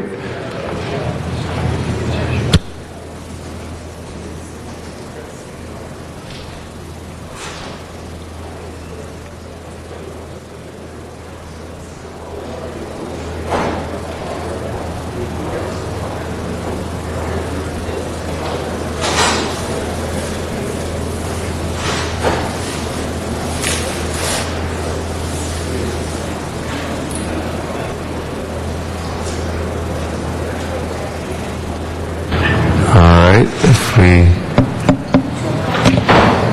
can't find our other speaker, why don't we hold that on the desk for a moment? And let's see, we do have one card on item, we have a number of cards on item 37, so why don't we wait, he's coming? All right. Sir, if you want to come forward.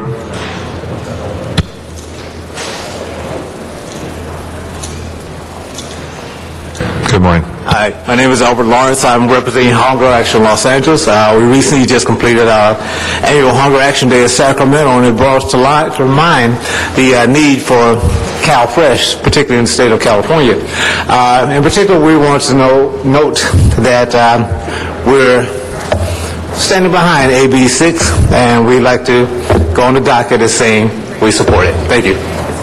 Thank you. With that, Mr. Parks is our next speaker. Thank you, Mr. President.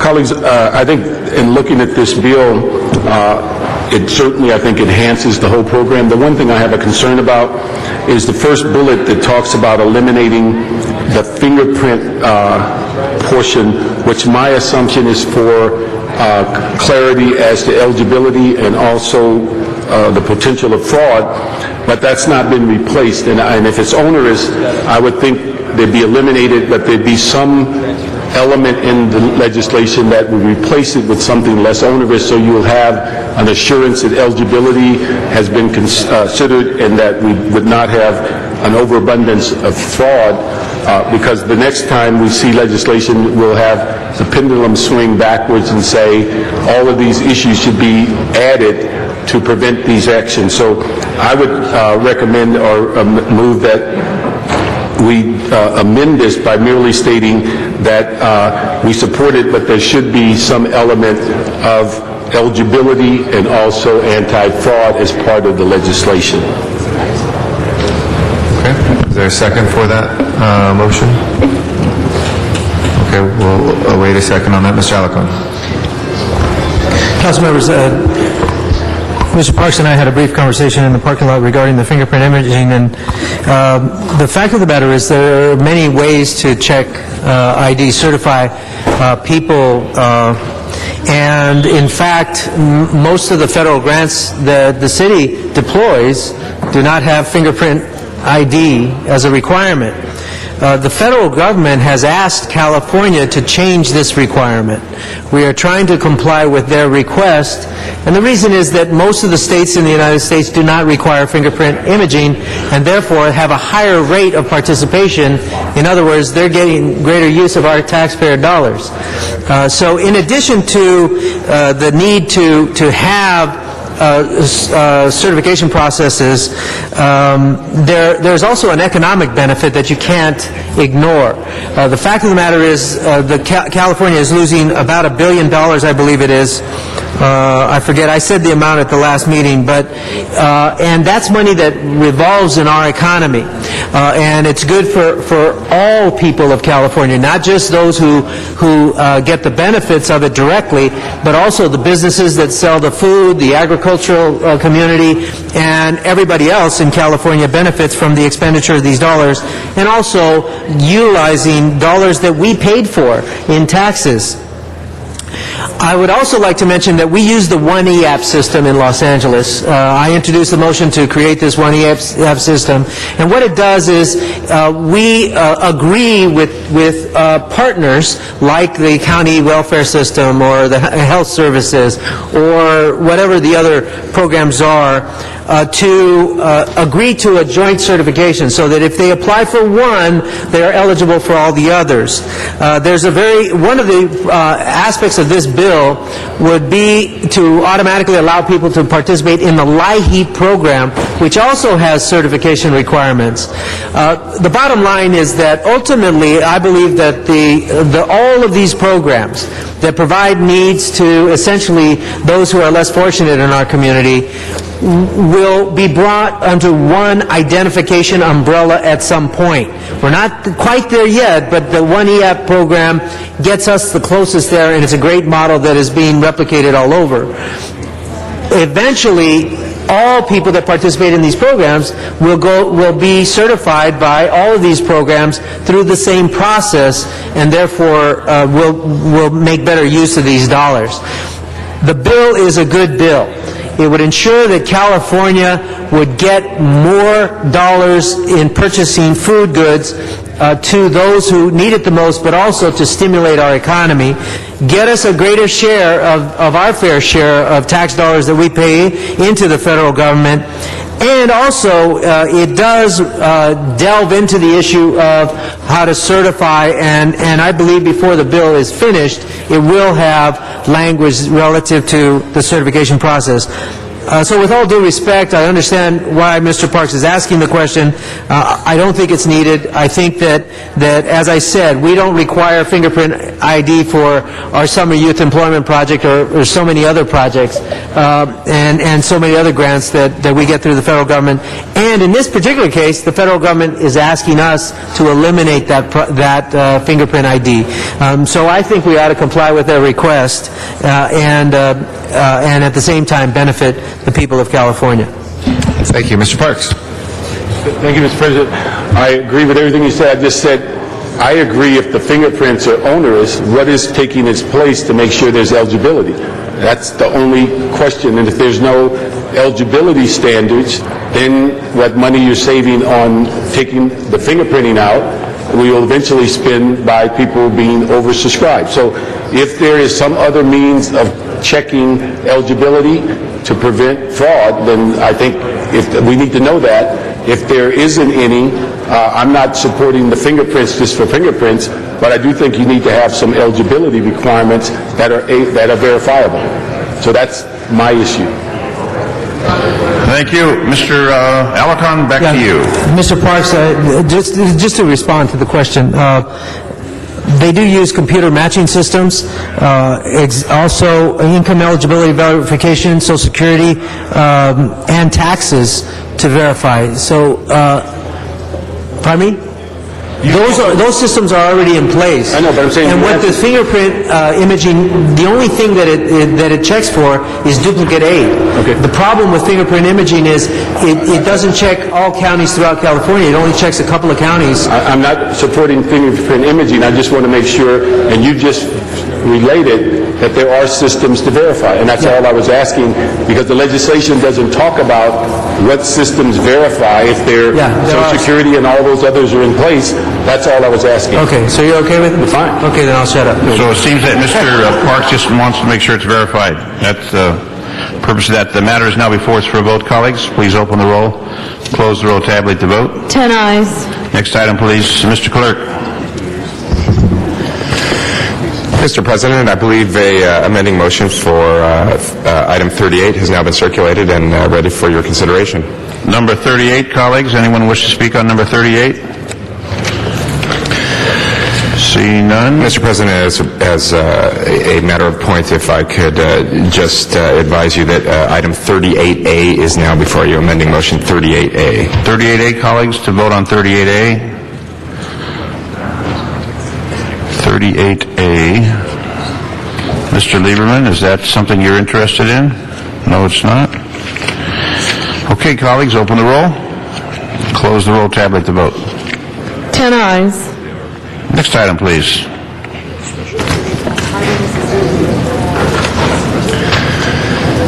Mr. President, I believe that brings us back to item 27, called special for Councilmember Hahn. Number 27, Councilmember Hahn. Ms. Hahn, number 27, Energy and Manufacturing Act. Ms. Hahn.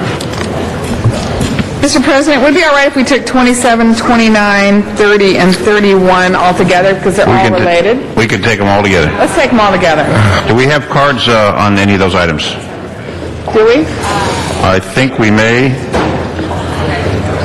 Do we have...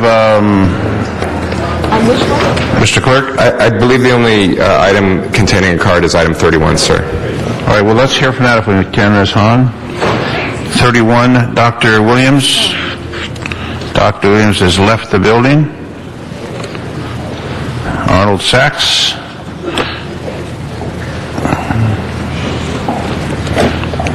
Arnold Sachs will be our only public speaker on this matter. Yes, thank you. Good afternoon, Arnold Sachs. You might have been here and heard there's 35% renewable energy production by 2035. So I was wondering, because when the DWP testified during item number 4 on your agenda regarding the ARA Act, they mentioned the smart grid, that they're going to initiate a 5-year program. And again, my question is, well, what about the funding here? Because they said, the complaint was that $60 million had been spent or $40 million has been spent and only 60 jobs have been created. And the gentleman for DWP said it's a 3 to 5 year program and most of the jobs will be created in the 3rd year.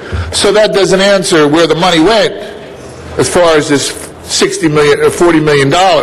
Because if the jobs are created in the 3rd year and only in the 1st year, then what are they spending the money on?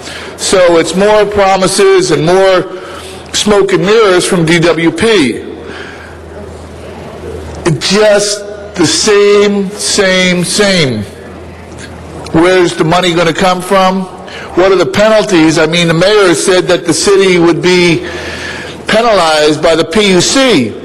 But the PUC doesn't have jurisdiction over the DWP because the DWP is a public utility owned by the constituents of the city of LA. as differentiated between Southern California Edison and then maybe San Diego Gas, which are private utilities. And again, we don't have the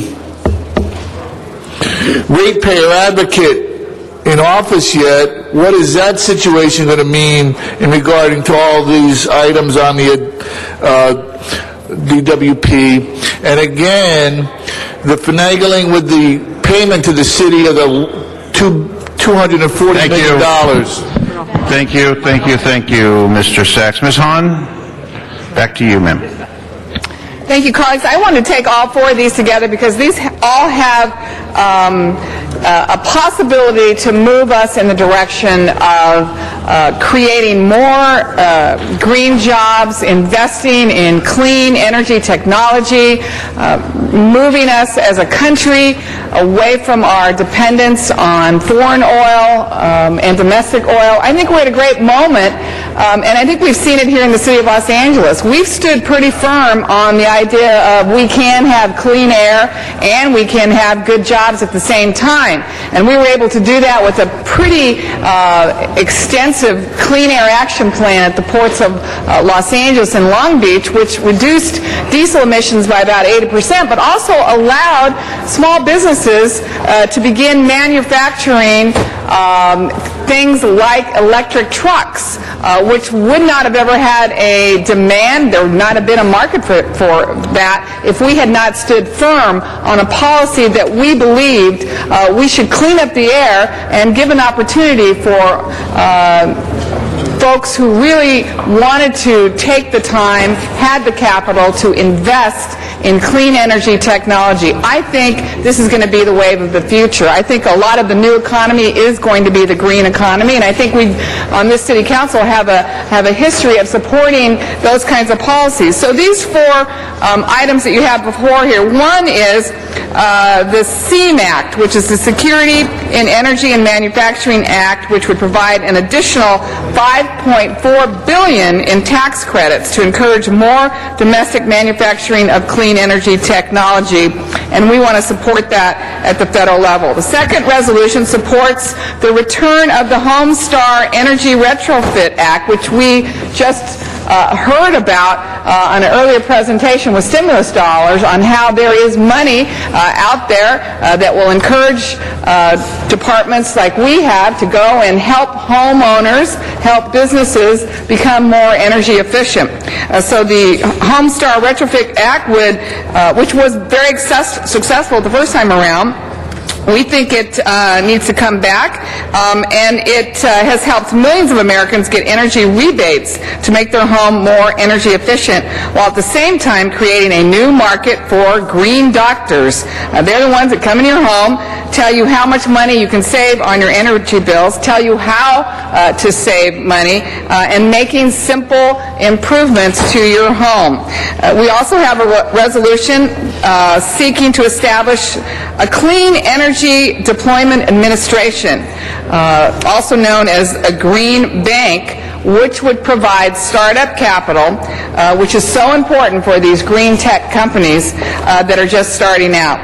And the last one is to support a national renewable energy goal of 35% in this country. In the city, we've reached a 20% goal, and we're hoping to reach a 40% goal by 2020. The state just adopted a 33% goal by 2020, and we're hoping that a member of Congress will introduce legislation that will seek a 35% goal by 2035. Again, when you have a goal, when you have a standard, it allows businesses to take the risk, to invest money, to believe that there actually will be a market for all this innovation, all this clean, green technology, and I believe it will result in thousands of new jobs across this country, and particularly here in Los Angeles. So those four things, and again, for me, all of this is about getting our country off of our dependence of oil lifestyle, moving towards a new green economy, and I would like the City of Los Angeles to support all four of these in an attempt to move this country in a new, bright future. Thank you. Thank you, Ms. Hahn. That matter is before us, colleagues. Mr. Clerk, you want to take those items separate? You know, sir, I think we could actually take one vote on all four items, 27, 29, 30, and 31. Whatever you prefer. So on colleagues, open and roll. Can't imagine you not wanting to. Well, we obviously want to support anything green. Close the roll, tabulate the vote. 10 ayes. There we go. Next item, please. Mr. President, that takes us back to item number 1. Number 1. Number 1. Nobody in the queue. Anyone wish to speak on number 1? Ms. Hahn? Open the roll. Close the roll. Tabulate the vote. 10 ayes.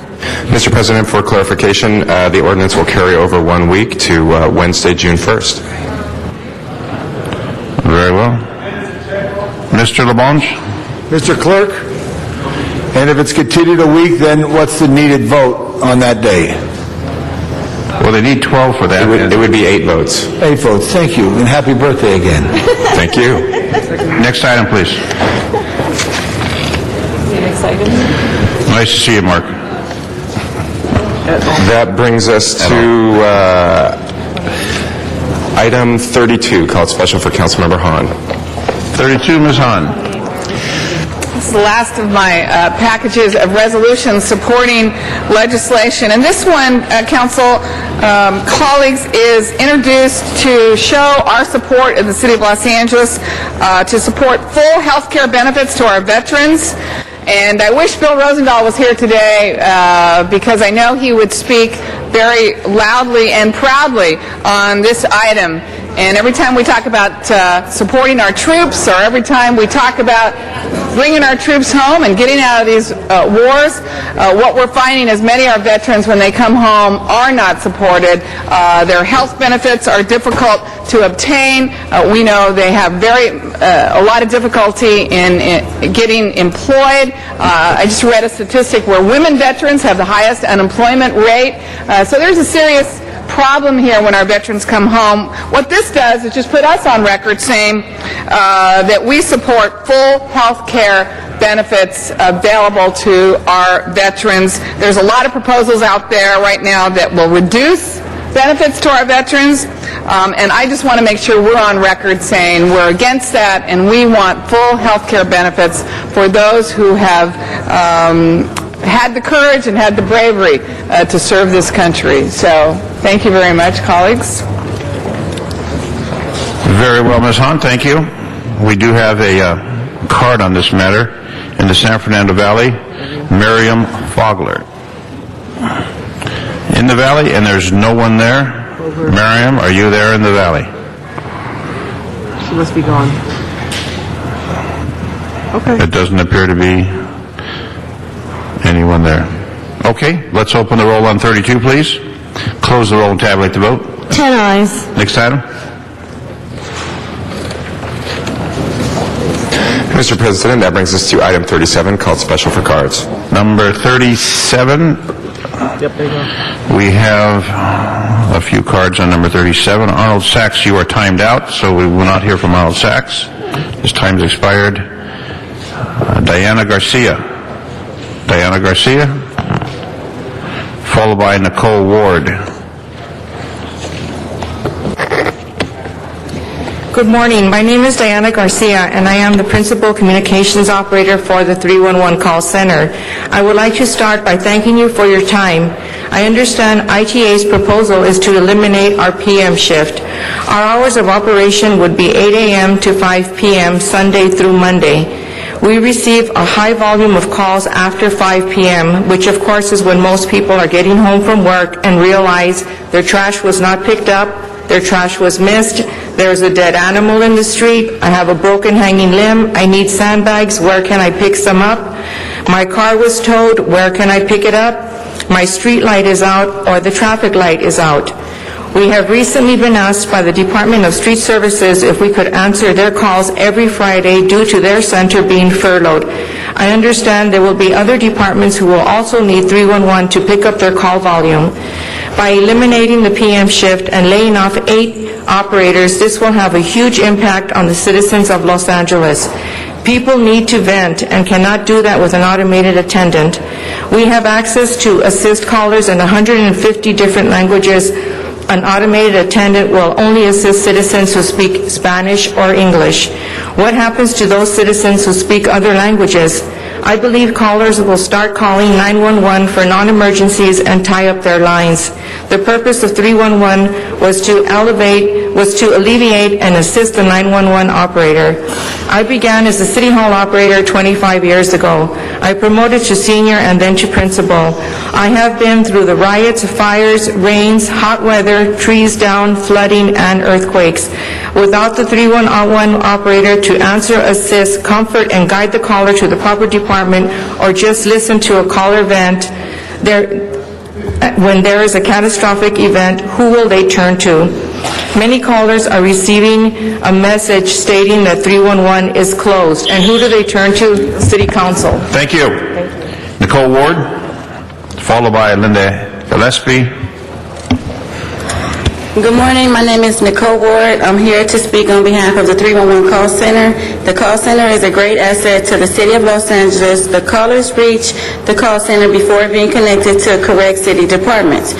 We also assist all city departments with sanitation and building and safety with processing tickets for inspections or scheduling bulky items, and also complaints from the citizens. Whenever the mayor is on the news, he states call 311 for related issues. All city employees in the field remember 311 versus a toll-free number for their own department. I believe closing the call center will cause a big problem for the city of Los Angeles, and we see that the city of Los Angeles is starting to go downhill. The call center is already working on a skeleton crew, so getting rid of 8 positions will cause a downfall for the city of Los Angeles. And that's all, and thank you. Have a good day. Linda Gillespie. Hello, honorable council and guests. I am honored to speak before this esteemed chamber. I come to recognize 311. 311 is the face of the city of Los Angeles. We are usually the first point of contact with residents.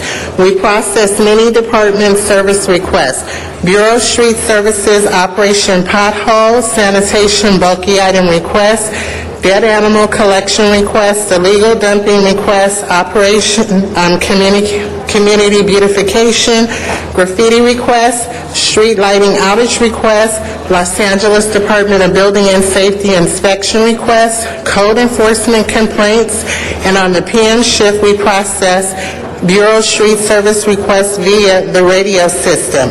311 agents go about doing their jobs most efficiently, I may add. Last fiscal year, 311 answered 1 million calls on behalf of the city. The agents are faceless, names like Moses, Debbie, Mario, Jarita, Shona, Jennifer, Alba, and many others. 311 is now in danger of having the PM shift eliminated.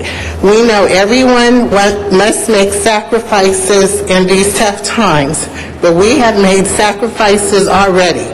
Last year, our AM shift was eliminated and we lost 5 individuals. When 311 was first proposed, it was supposed to solve many issues, and it already has. We have relieved some of the major stress of the LAPD 911 system, but we have not received the support other major cities have given to their 311 systems.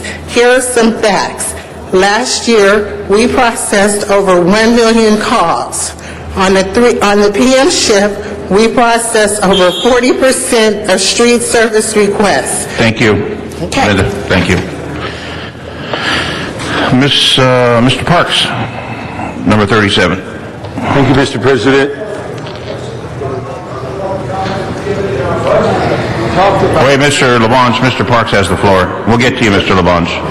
Mr. Parks. Yeah. Mr. Labange is next, then Ms. Hahn. Okay. if you could let him ask this question, because I just have a wrap-up statement. Okay, Mr. Labange, then Ms. Hahn, then Mr. Parks. A number of things in our budget debate there. It is the moment that we can exchange direct action without having to study. These are great public servants who came over today to voice their concerns. They're not faceless. They got great hearts who listen to the people and try to help them meet their challenges with the city. Now, for management to cut out a shift is like closing City Hall. And I will tell you, on the holiday weekend of the 1994 earthquake, we had nobody staff. People came into work, which made a difference on that. And I know my wife even volunteered and ran the switchboard in the mayor's office that day and got a call from BBC London, but that's another story. It's important that we have this operations. People come home from work. There is something that happened. So we put this in, and Mr. Miller, if you could please, we put it in a motion, I don't know what it was, 37 or 58 or 82, that says there's 38 positions, I think. Figure out how to make it work. Don't lose the second shift. And figure out how to get it done. Because we're here to serve the people. And if we turn off phones, we can't serve the people. Mr. Miller, where are we on that action that we directed to have that a second shift? It was motion number 37, and it was referred to ITGA, and there was a commitment that it will be back here before July 1st to report on how that might be implemented before the budget goes into effect. Okay, so you're going to make sure that happens and we get a shot at it again. Because there's only a brief opportunity. We really could make absolute change if we all agree on it when the budget comes forward. Because I do not like the way some are trying to manage through this without serving the people. If we only have the people that we have to serve with them and come up with other technology. Or, I understand in talking to the operators, some departments are sending their operators out, so we're going to pick up from there. We should never be silent, and we should always answer the call. And that's what we have to do. So that's what we have to press on management. It's a value that's real important. Thank you, Mr. Labange. Ms. Hahn. Thank you. I want to say the exact same thing. I really want to thank those who came down today to tell us of your good work in the city. And I totally agree with you, Tom Labange. I mean, yes, we have a tough budget. Yes, we have bad times. Yes, we've had to do some cutting.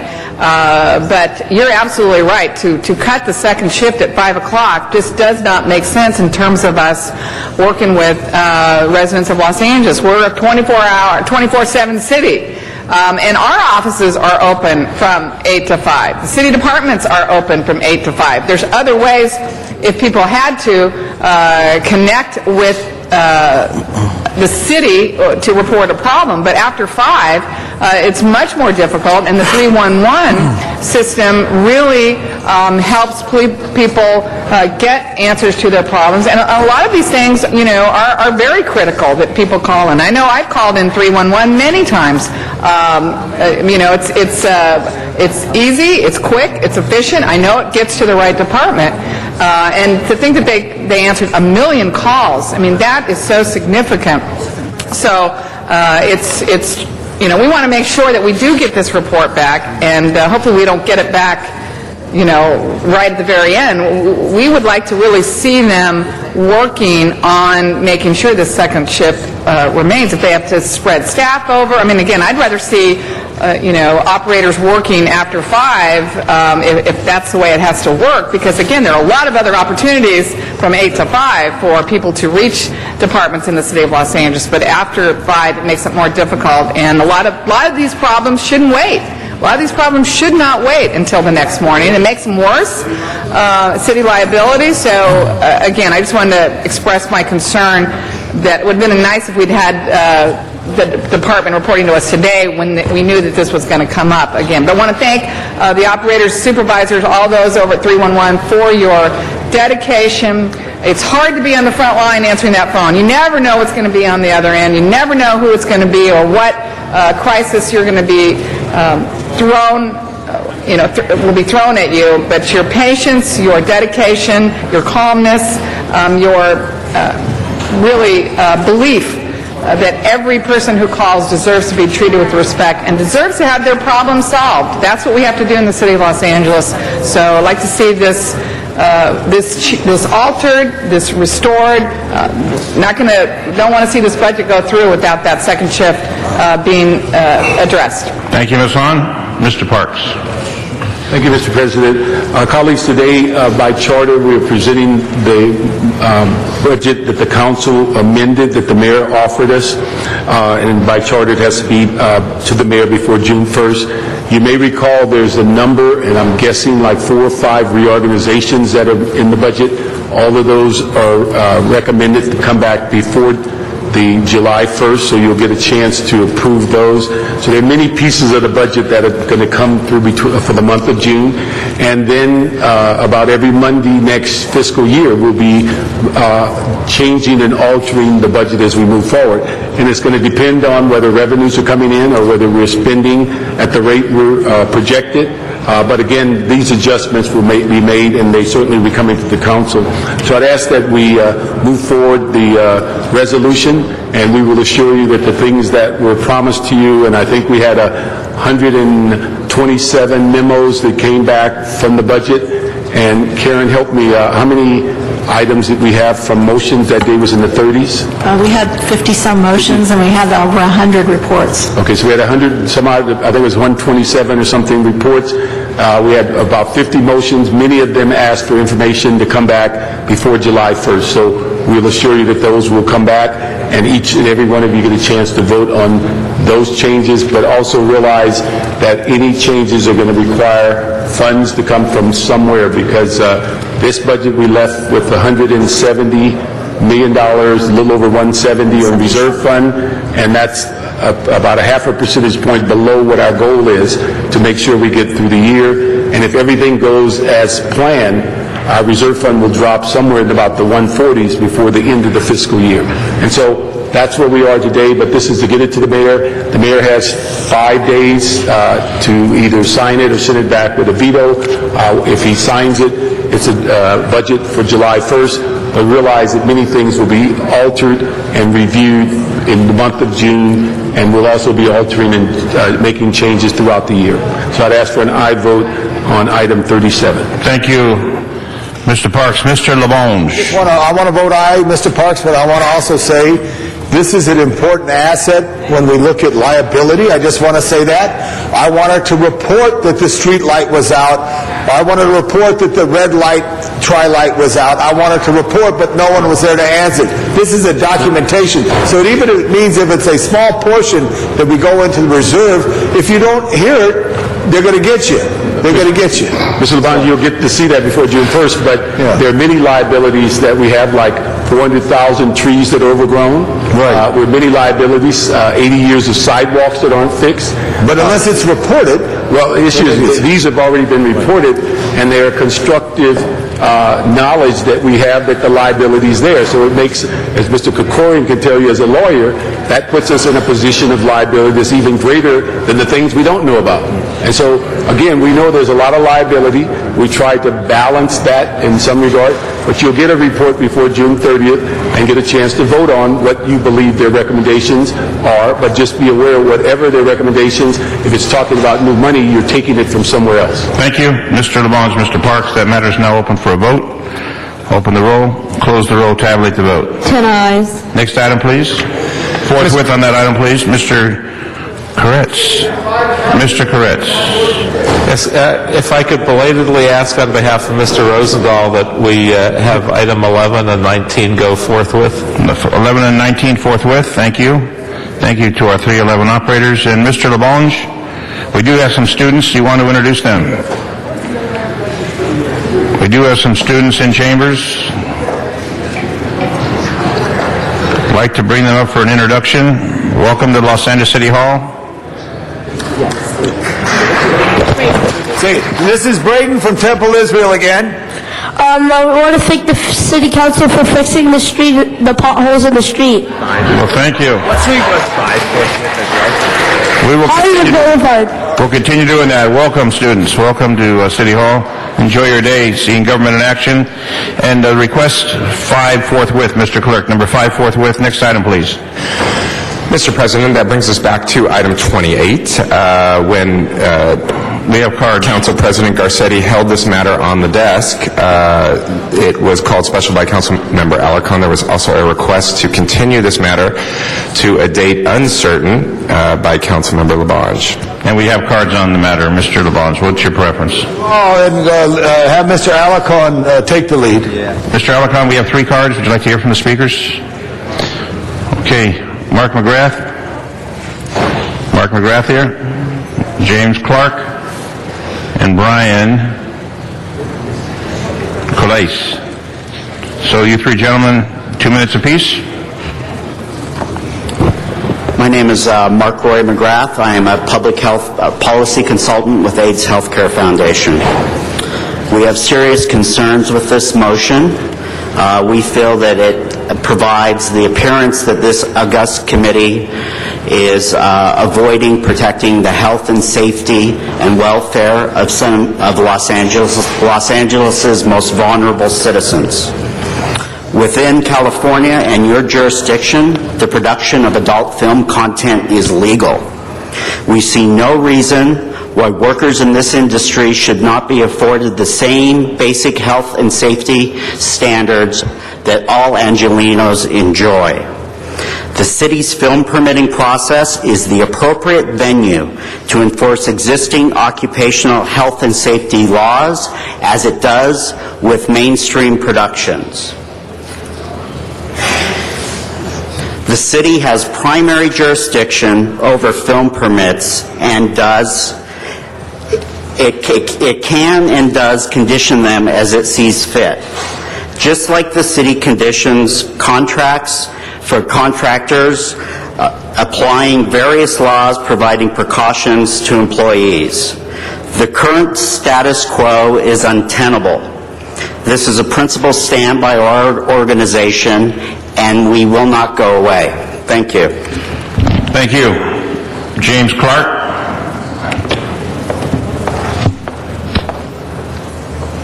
Good morning. I'm James Clark. I'm a staff counsel with the State Division of Occupational Safety and Health, which I'll refer to as CalOSHA from here on out. I'm here just to address the legal issue that is within the resolution that is before you. That legal issue is the conclusion that CalOSHA regulations preempt a film permit condition that protects film workers. It's CalOSHA's position that the preemption doctrine does not prohibit the city from conditioning its permits to protect those workers. First, it's common practice for adult film producers to structure their legal relationships to avoid CalOSHA jurisdiction. So we can't protect these workers. You can. So the preemption doctrine does not apply when our regulations don't apply. Second, Labor Code Section 6316 specifically allows local jurisdiction over workplaces. The conclusion, Mr. Chairman and members of the Council, is that CalOSHA regulations do not preempt you from imposing conditions on film permits that happen to protect workers. Thank you. Brian Colais. Is there a Brian Colais? That's you. Brian. Your last name, sir? How do you spell it? C-H-A-S-E, sir. C-H, okay. I didn't... Spelling. Go ahead, sir. Thank you, council members. My name is Brian Chase, and I'm Assistant General Counsel with AIDS Healthcare Foundation. As you've heard, sexually transmitted diseases remain commonplace within Los Angeles' adult film industry, and the industry refuses to implement common sense protections to protect workers from infections. The city has direct jurisdiction over the adult film industry through the film permitting process. Although we appreciate efforts by the city to engage with other branches of government and to ask that other branches of government do what they can to protect these workers, we'd also like to ask that the city does what it can to protect these workers. Adult films are frequently permitted by the city of Los Angeles, and we are asking, and we will continue to ask, that all such permits be conditioned on compliance with health health and safety regulations, including regulations that would require condom use to protect workers from sexually transmitted diseases. The city can't ask the county and the state to do something when the city will not use its own authority to do the same thing. Adult film permits issued by the city are already conditioned on no interior and exterior nudity or sexual activity visible or audible by the public. That language is already on every adult film permit. What we're asking the city to do is to add language requiring these permittees also follow health and safety regulations that would require barrier protections to prevent the spread of diseases. We appreciate the efforts the council's taking, but we do not think asking other branches of government to do this is sufficient. This issue is not going to go away. AIDS Healthcare Foundation is dedicated to protecting these workers, and we do not want to see another outbreak of HIV in this community. Thank you very much. Thank you, Mr. Chase. Mr. Alarcon. Council members, there's some confusion here. First of all, the issue of the permitting is relative to a motion that was introduced by Bill Rosendahl, which remains in my committee, and which I have asked for report backs from the city attorney as the motion requests. My motion is simply to ask the state and the feds and the county to strike an agreement to improve how they monitor this issue. They don't compete with each other, and this motion is certainly not the be-all and end-all. So, and not to mention that I introduced this after requesting of the lawyer of the AIDS Healthcare Foundation if this was okay, and was surprised when I introduced it. I made a phone call to the director of the program, and he then said, well, we disagree with that because it's not doing the whole thing, it's not doing enough, and you guys are just trying to weasel out of something. So now staff is coming back saying they didn't have that conversation with my staff, and frankly I'm offended by that. But nevertheless, it's still a good motion. It simply asks the state and the county to strike an agreement to improve how they monitor the compliance with the labor issues with the state of California relative to porn industry filming. The motion by Mr. Rosendahl remains in my committee. I plan on doing something with it as soon as we get a report back from the city attorney, which is what Mr. Rosendahl requested. And I believe he consulted with the AIDS Healthcare Foundation on that. All that is to say there's no need to hold this motion up. We should just move it. It's a simple resolution, and make the commitment that we will continue to work on LA's film permit issue as we move forward. I ask for your eyes. Thank you, Mr. Alarcon. Mr. Koretz? Yeah, I originally intended to ask to continue this, but I think Mr. Alarcon's points are well taken. If this was all we were going to do on this issue, I think it would be a mistake. It's clearly not. It's a good first step that stands on its own. We'll take the other motion and go further. This is an important issue to me that I've worked on for many years and held hearings on this issue in the state legislature. It's somewhat complicated as well, but I think this is a perfectly good first step. As long as we all agree it's just a first step. Thank you. And I ask for my vote. Thank you. Mr. Clerk? Sir, yes, sir. That brings us back to Mr. Labange's request to continue this matter to June 8th. I withdraw that based on the fact that what Mr. Alarcon said as far as working with Mr. Rosendahl on issues upcoming. Correct, Richard, on that? And I want to thank the AIDS Healthcare Foundation for their constant advocacy for awareness of the challenges of HIV/AIDS. Thank you, Mr. Labange. So now the matter before us is Mr. Alarcon's and the withdrawal of the continuation. So there's no opposition to the withdrawal of the continuation, and now we're going to vote on the matter that Mr. Alarcon is proposing, that particular motion. So open the roll, close the roll, tabulate the vote. 10 ayes. Very well. Thank you. Next item, please. Mr. President, that brings us to special item number 2. I believe the city attorney will speak to the findings. Mr. City Attorney number 2. Thank you, Mr. President. There are 3 special motions. For each of these, council must first make findings pursuant to Government Code Section 5494.2 before considering the substantive motion. On the first findings, since the posting of today's agenda on May 23rd at approximately 8:30 p.m., suspects shot and killed 2-year-old Joshua Montez while being held by his uncle, Josefa Conchola, who was also injured, at 1278 East 55th Street. Immediate action is required to offer a reward in order to apprehend the suspect for the safety of the community. On that, Ms. Perry? I just want to say this message to the people who shot... Excuse me, Ms. Perry, on the findings? Oh, sorry. Go ahead. Open the roll. On it? On the findings, open the roll. Yeah. Close the roll, tabulate the vote. 10 ayes. Okay, Ms. Perry. Okay, thank you very much, Mr. Chair. This is a message to anybody who might be listening, who knows the people who did this shooting. Would you turn yourselves in, save us all the trouble, turn yourselves in. These people are still out there. They're not only a danger to this family, they're a danger to the entire community. They obviously have no regard for human life. They shot from quite a distance, not caring who they hit or where they aimed. Everyone is frightened and they are intimidated, and we need people to come forward. But the best thing you could possibly do is to turn yourselves in over at Newton Division. Just walk in there and ask for Captain O'Vera and turn yourselves in. This is a horrible thing that you did. You killed a 22-month-old child sitting on a porch with his uncle, Josefa Conchola. The child died there. The uncle has been taken off of life support. He's still alive. What you did was horrible. You devastated our entire community. So turn yourselves in.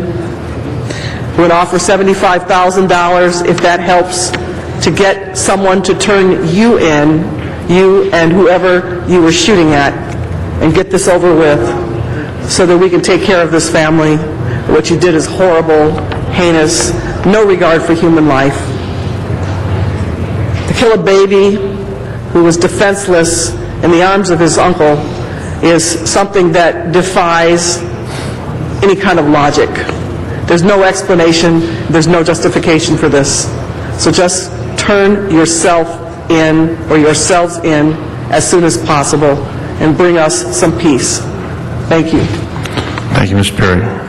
On the matter, open the roll. Close the roll. Tabulate the vote. 10 ayes. Mr. President, would you like to send that forthwith? Forthwith, please. Yes. That brings us to special item number 3. I believe, again, the city attorney will speak to the findings. Mr. City Attorney, take it away. Since the posting of today's agenda, city staff has been alerted to the proposed demolition occurring on the property of the former KCET Studios, which has been declared as an historic cultural monument. Immediate action is required to direct the Department of Planning and Building and Safety to review the scope of the work, investigate for possible violations, and take necessary actions. Open the roll on the findings. Close the roll. Tabulate the vote. 10 ayes. Mr. LaBonge. Yeah, members, 4401 Sunset Boulevard, 1912, one of the first motion picture studios. In the 60s, KCET moved there, headquartered there. Over the years, many things have taken place there. Since it is a monument, since they are beginning demolition, and I want a very good transition for the new owner, so everyone is successful there, that we ask that Building and Safety immediately go out to investigate, and also our Planning Department, Historic Preservation, look at it. I received calls from patrons of KCET who donated to KCET, and their name is in a brick and within the fabric for the last 30, 40 years. Is that a historic site?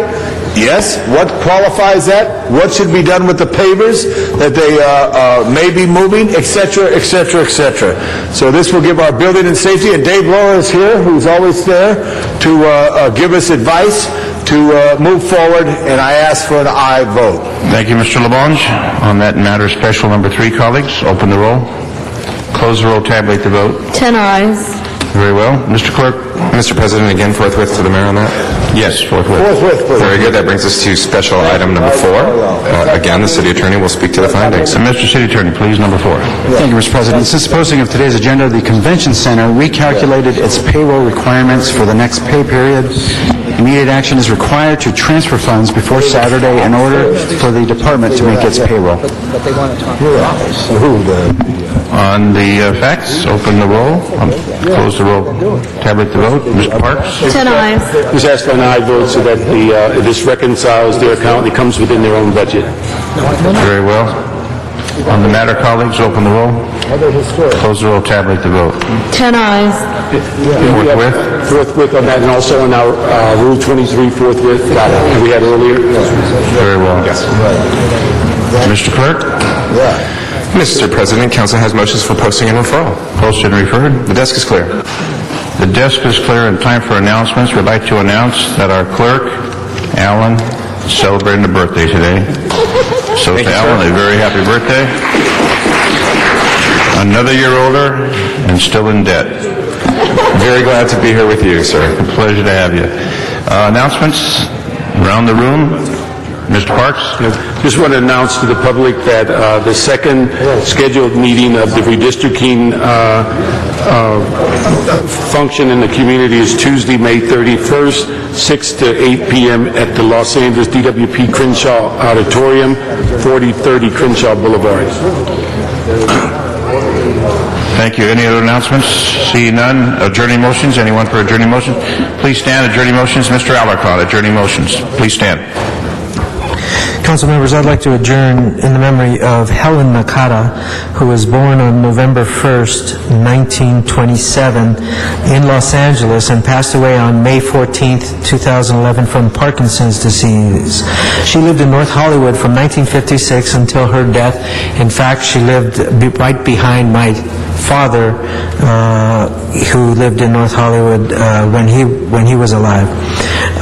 She attended Los Angeles City College and received a degree in business administration. She worked as a bookkeeper at the Nakata Nursery, a family-owned business which was located in the San Fernando Valley for about 40 years until it closed in 1997. She was very active in the San Fernando Valley Japanese community and volunteered at various organizations such as the San Fernando Valley Japanese Center in Pacoima, the San Fernando Valley Holiness Church, and the Veterans of Foreign Wars San Fernando Valley Nisei Memorial Post Women's Auxiliary. Her husband, you might be quite familiar with. In fact, Mr. Labange, you might know Harry Nakata, who volunteered for many, many years at the Japanese Garden in the San Fernando Valley at the water treatment facility. He worked on the committee since the very onset of it. I believe he helped design it with the architect and had volunteered there many years. I just want to share one story because the Nakata family, as I mentioned, they lived behind my father's house. But more interestingly, there was sort of a Japanese community was right behind my father's house, and there were about 20 or 30 homes where many of the Japanese who interned during World War II landed, and so we were very close as a community. But when I was a little kid, I don't remember why, but we just started throwing rocks at each other, and it was over the fence, and I think we were just having target practice more than fighting with them. But I think I must have been 7 years old, and I believe I threw the rock that hit Mrs. Nakata's daughter in the head. So fast forward some 40 years, and I was at a community meeting. I was at a community meeting where I told that story at the Japanese Community Center, and sure enough, she stood up and said, "This is where you hit me." And but what I want to share with you about that is Mrs. Nakata came out and scolded us, all of us, equally. And nevertheless, when we would stop by the house to sell cookies or magazines from our school, they would always purchase. She was a very good, decent American, and they loved their heritage, and in doing so, they contributed so much to the diversity of Los Angeles, particularly in the San Fernando Valley, which they loved. So we want to extend to her husband, Harry, especially their 5 children, Patty, Lois, Gary, Douglas, Willie. I don't know which one has the scar on her head. And the 5 grandchildren, 5 great-grandchildren.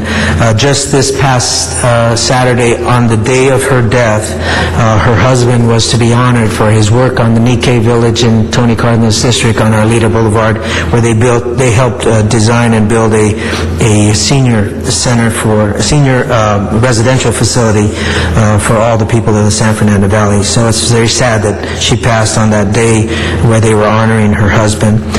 She was a backbone for the Nakata family, and we'll miss her very much. Any other adjourning motions, colleagues? Mr. Koretz? Mr. Krikorian, I'm sorry, Mr. Krikorian. Thank you, Mr. President. I ask that we adjourn this meeting of the City Council in memory of Clark Drain, who passed away in Tujunga at the age of 89. Clark was a member of the greatest generation and manifested that in every way throughout his life. He grew up during the Great Depression in Missouri and served the United States of America in the Navy as a participant in World War II in the Pacific Theater. He came back and built a thriving insurance business in Encino and Tujunga and dedicated the rest of his life to serving his community. He spent over 50 years in service and was recognized for that service by governors, senators, mayors, supervisors. In 1989, he received the prestigious Fernando Award, which is given to those residents of the San Fernando Valley who most contribute to the quality of life and the social fabric of the San Fernando Valley. Clark joined the Sunland Tujunga Lions Club in 1950 and spent the next 60 years serving in that club. He was one of the original founding committee members who started the Watermelon Festival in Tujunga, which is an annual tradition that goes back and is really part of the fabric of the community. He served as president of the Sunland Tujunga Chamber of Commerce, president of the Northwest Valley Associated Chambers of Commerce. He was very active with the American Legion, serving as chair of the American Legion Baseball League and the American Legion Oratorical Contest. And in that capacity, he was on the original committee to bring a state university to the San Fernando Valley. And so Clark's efforts were instrumental in the creation of what would become Cal State Northridge, what used to be San Fernando Valley State College. For 25 years, he served the people of California as Governor Duke Majan's Regional Water Quality Control Board member appointee, as Supervisor Mike Lantonovich's appointee to the County Water Appeals Board, to this city as a member of the Los Angeles Board of Zoning Appeals, and in many other state, county, and city appointed positions. Clark, before he passed, said of his service to the community, "My deep-rooted commitment to try and help is rooted in the adversity of the Great Depression. By helping each other during $1 a day labor and surviving, provided me with a lifelong lesson that working together we can accomplish everything. It's all about people and helping others. It's as simple as that." It's a great lesson for all of us to keep in mind as we remember the great legacy of Clark Drain, who is survived by his wife Mildred, his daughters Mary Matza and Susan Carpenter, 2 granddaughters, 1 grandson, and 3 great-grandchildren. May he rest in peace. Thank you. Ms. Perry. Mr. Chair, I don't have a written motion, but I want to note the passing of Mark Danzler, who was the brother of Corey Danzler, the son of Mr. and Mrs. Lou Danzler, and he was in the leadership of Challengers Boys and Girls Club at 52nd and Vermont. Mark apparently passed away, I believe, last night. I received a call from his girlfriend, Amber, and it is quite a significant loss just like his dad, and my Corey, and the whole family was deeply involved in the life of Challengers, boys and girls, and you could drive up there anytime, and during an event, you'd see Mark, because he was tall like his father, standing on the playground, and making sure that the children were being compliant, and, doing what they were supposed to do. I know that I teased him any number of times, said, with all these kids, kind of makes you want to have some kids of your own, and he'd always laugh, and then he wouldn't answer me. But it's a horrible loss, and my heart goes out, as I know Mr. Parks knows the family too. My heart goes out to all of them. Mark was only 48 years old, and just saw him in February, and they were having an event, and he was right there on the playground, making sure the kids were doing what they were supposed to do and doing his job. And it's going to be it's just a horrible loss. So once I get the details and the funeral arrangements, I'll come back and announce it again.